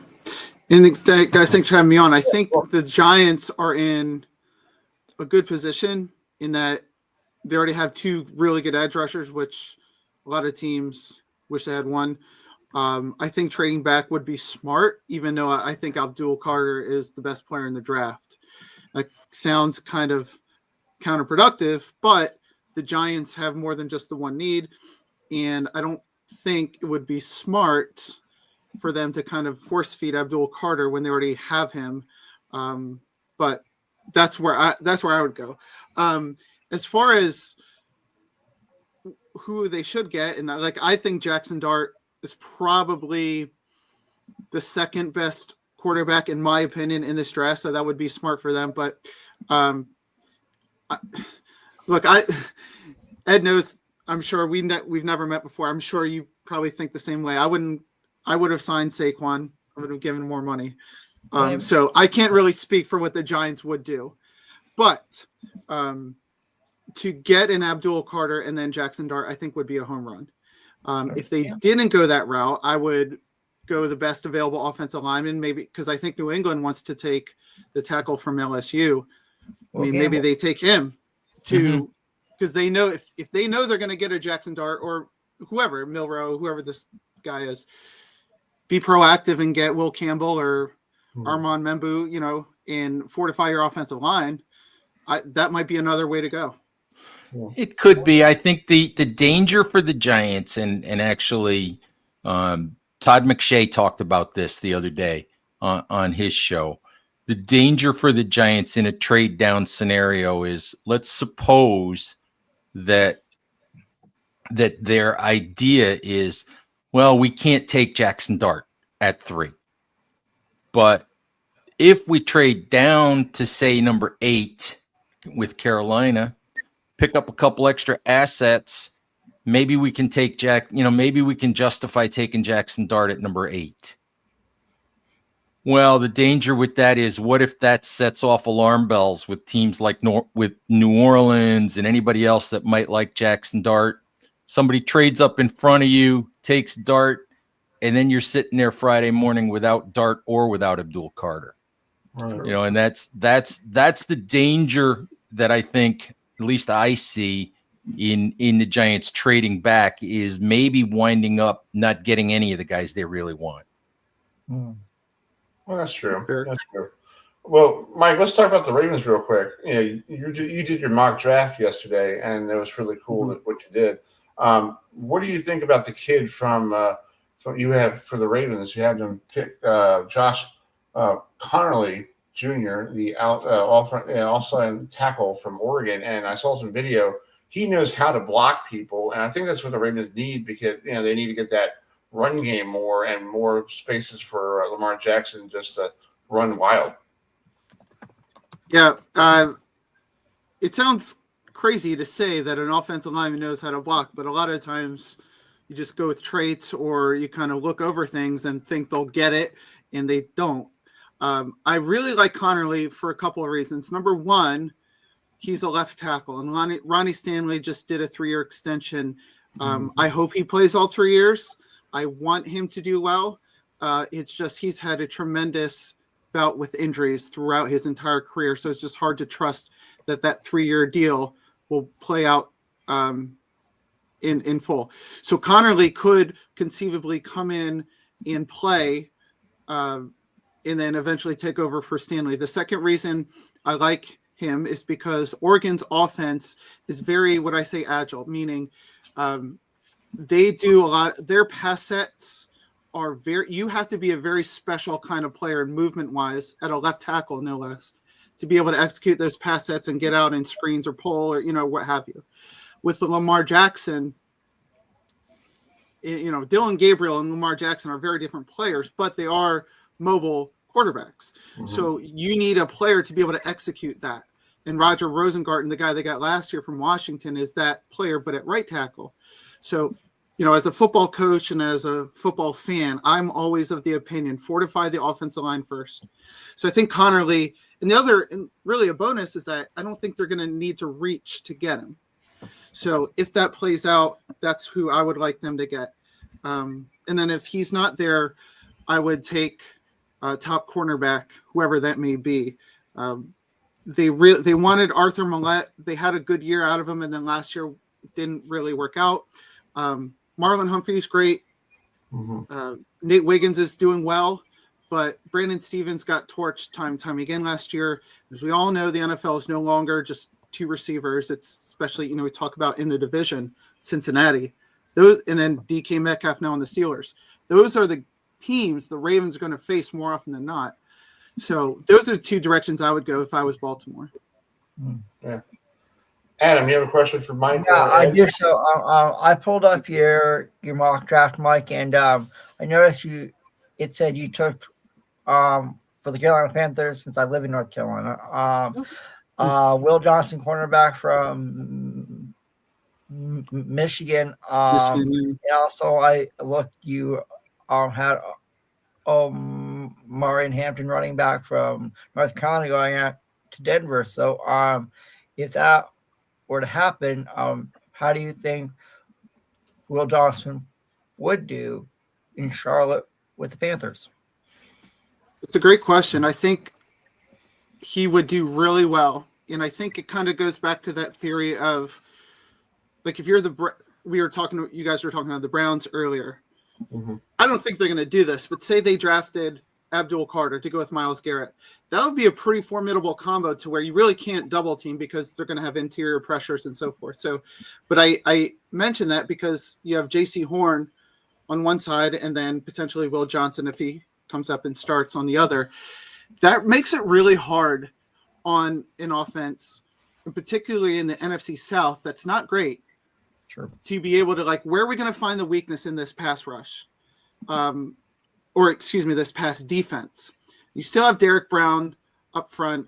You still have some pieces like Jadeveon Clowney somehow still going. We know him from Baltimore. He did well with us. Now he's back there. That would go a long way in not only filling a need, but making everybody better in that whole defense, which in turn presumably would help Bryce Young and so forth. So Will Johnson, like, Michigan doesn't make soft players. Sure. They don't make punks on defense. They may be cocky, but they're not going to back down. So I think that kind of attitude is crucial that Will Johnson would bring. And then with the Marion Hampton, I mean, like, I just think he's a perfect fit. Bo Nix, I think, is solid. I think Sean Payton is trying to do the right thing and build that thing the right way. Getting out of Russell Wilson was a complicated deal. But now I think they're on the right track, and, you know, they showed signs last year. But just think, if you have a Marion Hampton who I think can shoulder 20 touches a game, maybe not carries, but go out for a couple of routes. And, you know, you're going to need to, at least for this year or the beginning of this year, at the very least, control the clock in that division. I always think, what do the Ravens do to win their division first? What can X team do to win their division first? Against the Chiefs, against the Chargers, the Raiders are an unknown. You want to be able to control the clock if, you know, you get into close games. So I think that would be a no-brainer. And again, like talked about with Connerly, I think he'll be there when the Broncos are on the clock.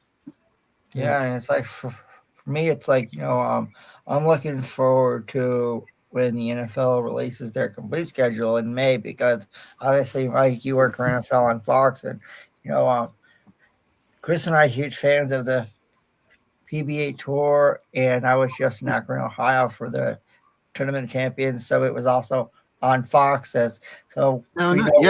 Quite well, you know, from big noon kickoff. So, you know, so since you work for NFL on Fox, have you had a chance to be around Tom Brady, you know, this past year? And what was your take on him being an announcer, you know, after a outstanding career as a quarterback?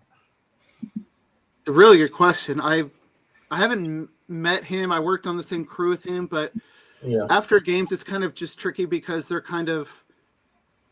not rude by any means, but they just have places to go and a flight to catch and so forth. So we didn't talk, but I mean, as an announcer, it's interesting for him particularly because he has a wealth of knowledge.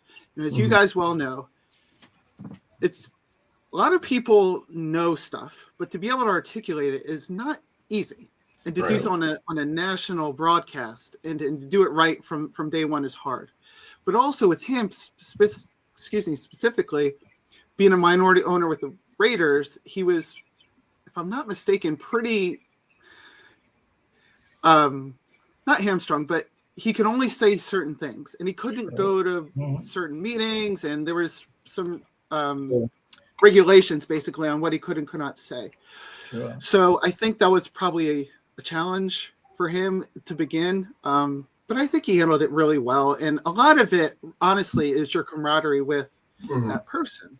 You know, that you're the play-by-play person or the color person, whoever's newer. And Kevin Burkhardt, you know, I've known him and worked with him for years. He's, I think, the best in the business. And I think he's a perfect partner with Tom, because Tom, it's not a matter of his knowledge or his ability to relate to players or, you know the game or stuff like that. I think it takes time. It's such a hard job, but I think he handled it very well.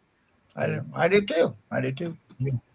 Well, Mike, I got to ask you another local question about, you know, the Commanders. They're supposed to be picking number 29 as the wide receiver from Ohio State, number 2.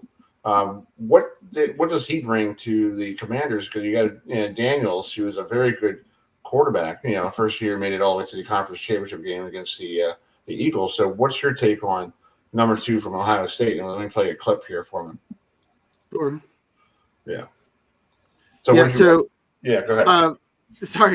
he's special. I mean, Ohio State is Brian Hartline is their receivers coach, and I'm a high school football coach. So when I try to coordinate recruiting visits or kind of help my players navigate stuff, I look at who's recruiting and what areas they have and so forth. So I don't know what he's doing up there, but he's getting all these guys who, like, from South Florida, from wherever, that are just the absolute best. It's like an all-star game, but they're all on one team. So with that said, Emeka Buga is the guy we're talking about. He's another in the line of Jackson Smith and Jigba, who went to Seattle. Garrett Wilson is at the Jets. Chris Olave is with the Saints. They all came out of Ohio State within this last couple of years. Right. The reason I like Ibuka to the Commanders is because I cover the Commanders a good amount for Fox since they're the local NFC team. I saw Cliff Kingsbury basically script for Jaden Daniels. You're going to throw this either screen or just a hot read to the right within 5 yards or less to the receiver on the right. He did that all the time, which is fine, and it worked. But I have to think Kingsbury would like to open it up a little bit more. Well, Cliff Kingsbury can open it up all he wants to, but if he doesn't have the players to throw to, that's kind of a problem. With Terry McLaurin, there's nothing. I have nothing against him, and Deebo Samuel is a big pickup. But to just have that last guy, and for Ibuka in this situation to not have to be the guy, not all the pressure be on him, I think is a perfect scenario. That would really make Jaden Daniels his game flourish. It's like when Lamar Jackson got Zay Flowers. He was doing pretty well, but that really opened up just another dimension. And again, think like the Eagles in a big game in the NFC Championship. If they redid it with another stud receiver, maybe that makes a difference. I don't know, but just if you're a defensive coach, like who do you focus on? So I think that would be now. It also depends on the run. Ed was talking a little bit ago about Jackson Dart and the Giants trade down. Is he even there in the top? Is Dart even there if there's a run, which could certainly happen. So Ibuka might not be there, but I think that would really go a long way. And I think again, like with just the intangible part, his character, I think, is going to check out with Dan Quinn, and the Commanders are doing things right from top to bottom now. So I think if they could do that, and they need help on defense, but I think Ibuka is a special player that you kind of have to not reach, but go a little out of your comfort zone to get, because I think he's going to pay a lot of dividends real quickly. Right. Exactly. Well, Ed, real quick before you go, I'm from New York, Oceanside, New York, Long Island, and I know when I was a kid growing up, the Giants were the team, and the Jets are still trying to figure out what they're doing since Joe Namath. So, what does the Giants got to turn this thing around? Because I know that whole Barkley thing really set them back, because I feel like that kind of like really ruined what the Giants were doing. So, can they rebound from this and get back to being what the Giants were? Well, this is a really critical draft for them to do that. The reality of it is, GM Joe Shane, head coach Brian Daboll very nearly lost their jobs at the end of the 2024 season. And, there's been a lot of chatter, and I supported bringing both of those guys back. But it sort of has complicated the entire offseason, because John Mara was a little bit wishy-washy when he decided to bring the two of them back. He said, 2025 has got to be better. And the meaning of that, of course, is if it's not better, then, next draft will be a different GM and a different head coach making that decision. So that kind of puts Joe Shane, the GM, puts Brian Daboll in a tough spot. They have to put a better product on the field. But the other thing that John Mara said was, our biggest priority is finding that quarterback of the future. Right. So, and you don't necessarily, it doesn't always work the way it worked with Jaden Daniels. You don't always plug in a rookie quarterback and win games. And that's why the Giants have Russell Wilson. It's why they have Jameis Winston. The Giants are, in a way, the worst thing that happened was 2022. They made the playoffs when that team never should have made the playoffs. It wasn't a playoff caliber team. Brian Daboll did a fantastic job with that team that year, and they made the playoffs. But they followed that up in the offseason by making a lot of decisions that they probably wouldn't have made had they not made the playoffs. They gave Daniel Jones the contract. They made a trade for a older tight end in Darren Waller. And Joe Shane admitted they did some things they probably wouldn't have done, otherwise. And I think that set them back a little bit just in terms of the build and the plan. And they just need to continue to add talent because they don't have enough game-changing players yet, which is why Abdul Carter would be a great get for them. Travis Hunter as well, if Travis Hunter happens to sit there at 3. I love Travis Hunter for the simple reason that I don't know if he's a better corner or a better wide receiver, but I think what he is he's a player and a half. Because whichever side you use him on most, you can still plug him in and get some contribution from him, on the other side of the ball. You might even be able to get some contribution from him as a return guy. But no, I think for the Giants, they've got to continue looking for game changers, and they've got to solve this quarterback thing. They have not had, Daniel Jones had his moments. Okay. He was good as a rookie. He had a good 2022 season. The rest of it wasn't good. But they haven't had a quarterback who they could win, quote unquote, what everybody says is because of. They haven't had a quarterback you could win because of since Eli Manning. Sure to that. And they're not going to solve, that riddle of competing with the Eagles and competing with the Commanders. And I don't even want to say competing with the Cowboys because the Cowboys are just never what the Cowboys think they're supposed to be. You, Ed. Amen to that. Amen to that. The Cowboys are never the sum of their parts. They're never as good as what the talent on the roster says it should be. Right. It's all because of Jerry Jones. Thank you very much. Yes, it is. and we would like it to stay that way. Right. For as long as possible. Exactly. We would like it to stay that way. Exactly. But no, the Giants, to get back to where the Giants need to be, eventually they've got to get this quarterback thing right. It's for one reason or another, they were desperate in 2018 to get a quarterback. They knew they wanted one, and they knew they wanted Justin Herbert. They were all over Justin Herbert, and Justin Herbert went back to school. Yeah. And then, a year later, and then they draft Daniel Jones, that was 2019 when Herbert went back to school. So they ended up drafting Daniel Jones. Jones has a good year, but then they have another opportunity to draft Justin Herbert, and they say, well, Daniel Jones had a pretty good rookie year, so we're not going to do that.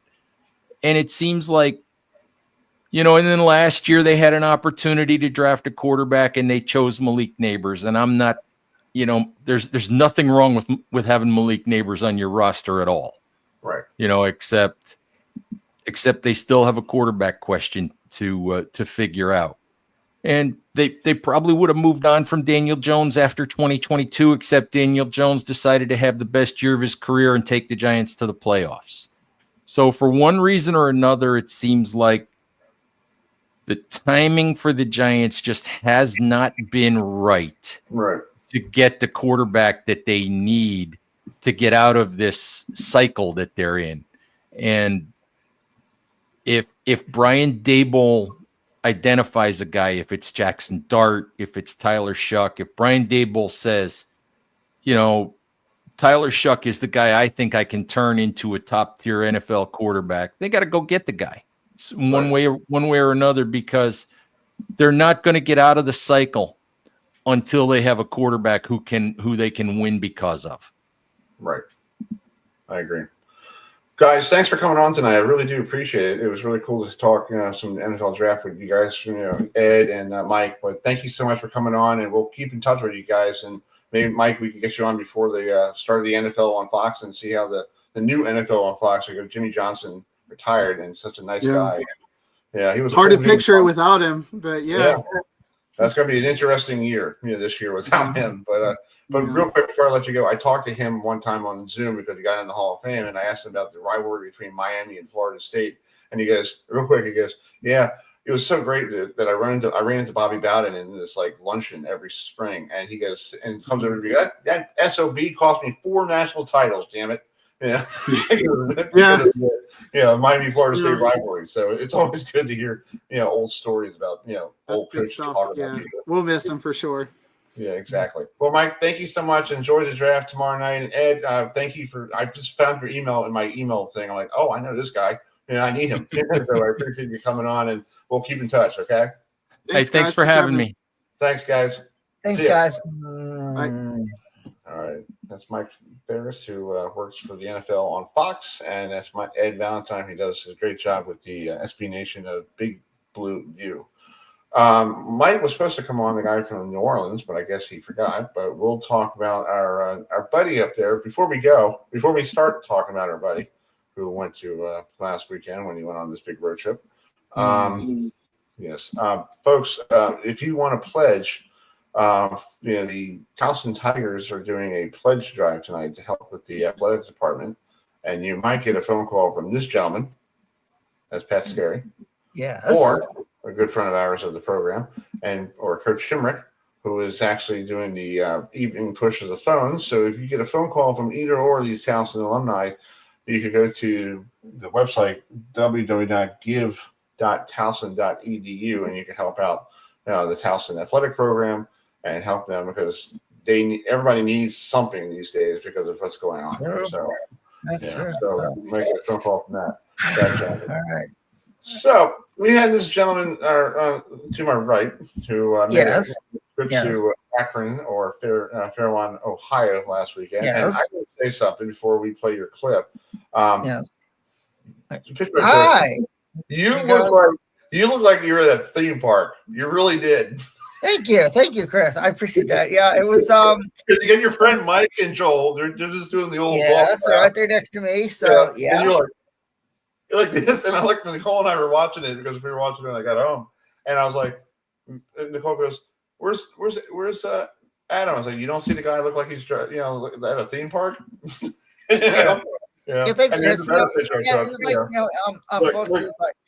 It was a lot of fun being there, seeing everyone. I got a chance to meet George Brandon III, Ethan Fiore, who won the Players Championship. Our good friend Dave Schroeder was happy to see me. I saw somebody else who like I had, you had an opportunity to meet somebody who was a yes, I did. I got folks. It's called I believe there was a bowling documentary that was being filmed out there so there you go. There's Stiller with Ben Stiller. Ben Stiller. So Emmy award-winning actor, director, producer. So how it happened was, there was a documentary crew going around, and when me, Mike, and Joel were waiting outside to get in on Sunday, we saw these two Cadillac SUVs, right, pull in the parking lot. We had no idea who they were, no idea, and we saw someone go around the building, and then as we were sitting down, since we all had assigned seats, here popped up Ben Stiller, of all people, sitting next to the PBA Tour Commissioner Tom Clark. And if you go online with eonline.com, there's a picture of Ben Stiller, with the Tournament of Champions winner, Jesper Svensson. Yeah. And it's like, and then afterwards, I got a chance to, there you go, folks. Yeah, so it's like, for me, it's like, I never thought I'd meet someone like that. And that's pretty cool, dude. It was a lefty domination out there in Akron. You saw, it's called If You Watch, you saw Jacob Buttroff almost climbing the ladder after Saturday to win the TOC. Was Jesper Svensson day. He was the number 1 seed, and he proved why he was the number 1 seed. I got a chance to get my picture. I got a chance to get a picture with Mr. Jesper Svensson, if you can. Yeah, let me pull it up. 1 second. Let me get your page. Let me pull it up here. Yeah, I'm going to pull it up here. Before we do that, let's talk about your. Oh, okay, cool, folks. I'm going to go get the real thing here. Hold on a second. Yeah, so folks, it's called. If you want to see me bowl, I had a chance to do some bowling when I was out there in Akron. 2 places me and my friends Mike and Joe went to. The first one was called Roll House North Olmsted, and if you remember, the PBA Tour back in the day was known as Buckeye Lanes. It was a really cool place to go. We were not far from the TV pair from back in the day. And we also went to Station 300 in Akron that night.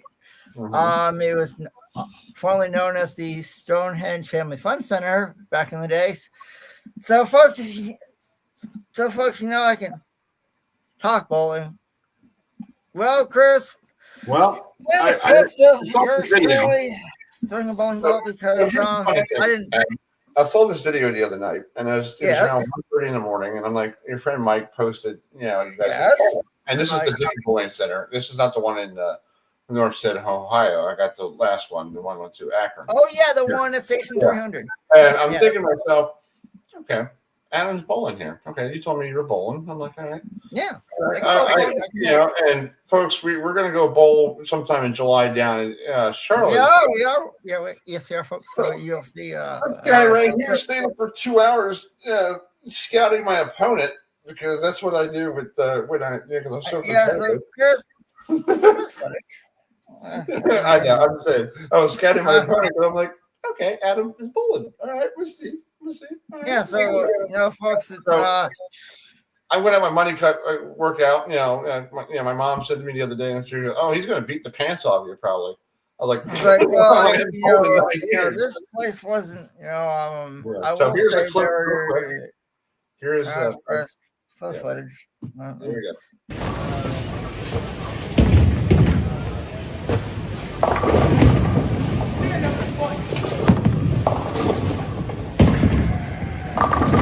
There you go. Right. Folks, when that was there at Station 300, that was a urethane house bowling ball, folks, and there was a couple of people that were to the left of us who weren't really good. They were trying, but then there were people came in to the right of us, and they were real good, So it was really cool to go and bowl at a couple of places where the PBA Tour used to go to. Had a lot of fun in Akron. Ate some really good food. Saw a lot of good friends. Like met some really good friends. I knew social media, and hopefully next year I'll go back. Yep. Well, here's another guy really famous. This guy. Yeah, there's me and EJ Tackett, the Player of the Year. He was happy to see me. Cool. So how cool is it, Adam? How cool is it to know EJ Tackett as a person, as a friend, as you see him on TV? Is he a lot different? Because where I'm getting this is you saw Belmo at BJ's, and you were telling me that he was a whole different type of person. At BJ's. So is EJ the same person that you see when he came to your store? It was like EJ had just come off. He was he obviously didn't get the Triple Crown in 1 year, and it would have been really cool to see. But he struggled in his match against Jacob Buttroff, and afterwards he was taking pictures with everyone, and as I was going around, I saw him, and he was like, I asked him, to take a picture, and he's like, sure. So it was really cool to see him and Natalie and their little boy trip, and so it was a lot of fun. Ate a lot of good food, saw friends, and now to save up money and go to Pennsylvania and then head to Charlotte for the ACC kickoff. So I'm going to be a pretty busy person over the next couple of months, but to give you guys a little. here is EJ, who surprised Adam at his appointment. Chris. This is cool. This is cool because people don't see this all the time. No. There you go. So that's when I used to work at an old grocery store that's no longer around called Bilo. And funny story about that. EJ and Natalie were going down to a clinic outside of Atlanta. Okay. And I told them where I work, and Natalie was like, well, we know where Adam works. Let's go surprise him. And 7 years, and you guys have been friends 7 years later. Yeah. Here comes EJ and Natalie to where I currently work for Publix here in Waynesville, North Carolina, and did it again. And What you find is I'm on your you're on my Facebook page.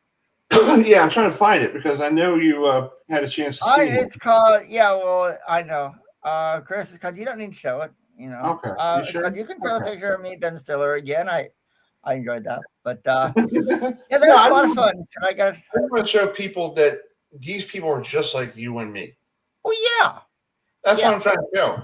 Because these guys, you see them on television, you see them bowl every Saturday, Sunday, Monday, Tuesday, whatever day is on, and they're just like us. Yeah. So it's like they understand. I've known EJ and Natalie for a long time, and they appreciate how I'm a fan and I talking with them and supporting them, and it's like it was a lot of fun, and next Monday night at 7:30, folks, it's called. Yes. If you are a fan of a really popular baseball team known as the Savannah Bananas, we're going to have one of their announcers, Baiko Scala, will be joining us next Monday night to talk about these crazy team known as the Savannah Bananas. They wear stilts. They go all over the country. They play in different. They've played all over the United States. So it's going to be a lot of fun talking with someone from the Savannah Bananas next Monday night at 7:30. So please join us. Everyone. Yoko Shikiniga? I don't know how to say his last name, but you can probably help me. It's called. I'll work on it, Chris. But we want to thank everyone who came on here tonight. Ed Valentine and Mike Fast and Eugene McCune, Preston Wilson, and it's going to be and get your popcorn, folks, ready for the NFL draft tomorrow night, all weekend long on ESPN and ABC, and we'll see where our favorite players get drafted. Yeah. Well, before we go, we have a little housekeeping. On this date in 1962, the Mets won their first game ever. After they went 0-9 to beat the Pirates 9-1. After today, we won 7 in a row and 12-1 at Citi Field for the first time ever. We're the best start at home ever. That's telling you something from all the teams that we had, from Gooden and Seaver and all those people that we won World Series titles. This team actually has a better start at home to start the season. That's crazy. Pretty cool. Pretty cool. We'll be on next Monday night at 7:30. Like we said, we're going to have we'll talk banana baseball. I think before we go, Adam, the Savannah Bananas was there like a Savannah team in minor league baseball and then they just left? I think the Giants. I have no idea. Yeah, I know they had the Savannah Sand. I believe they had a minor league baseball team called the Savannah Sand Gnats. I think it's called. I have to go online and look. Yeah, we're gonna do some research. I think one year it was a Mets affiliate. So I'm thinking, they decided to move on and all that stuff. We're gonna roll it up here, but we're gonna leave you tonight with a. This is what happened last night down in Tallahassee. The marching Chiefs and the student body was back watching the baseball team after the tragic events of last Thursday. Here's the marching Chiefs with an ensemble of students in the background. So we're going to leave you with that, and we'll see you all next Monday night. And be strong, Tallahassee. I know, Virginia Tech went through the same thing. And a lot of other schools have done this and went through the same thing as well. So be strong, and we'll hope. And something, Adam, I can't wait to talk to Coach Mike Novell in July and ask him what this turn of events, what did it mean to him? Because I think it'll be a great way of talking to him. So we're going to roll out here. So here it is. Have a great draft night. Thanks for joining us, and we'll see you soon. We'll see you next Monday.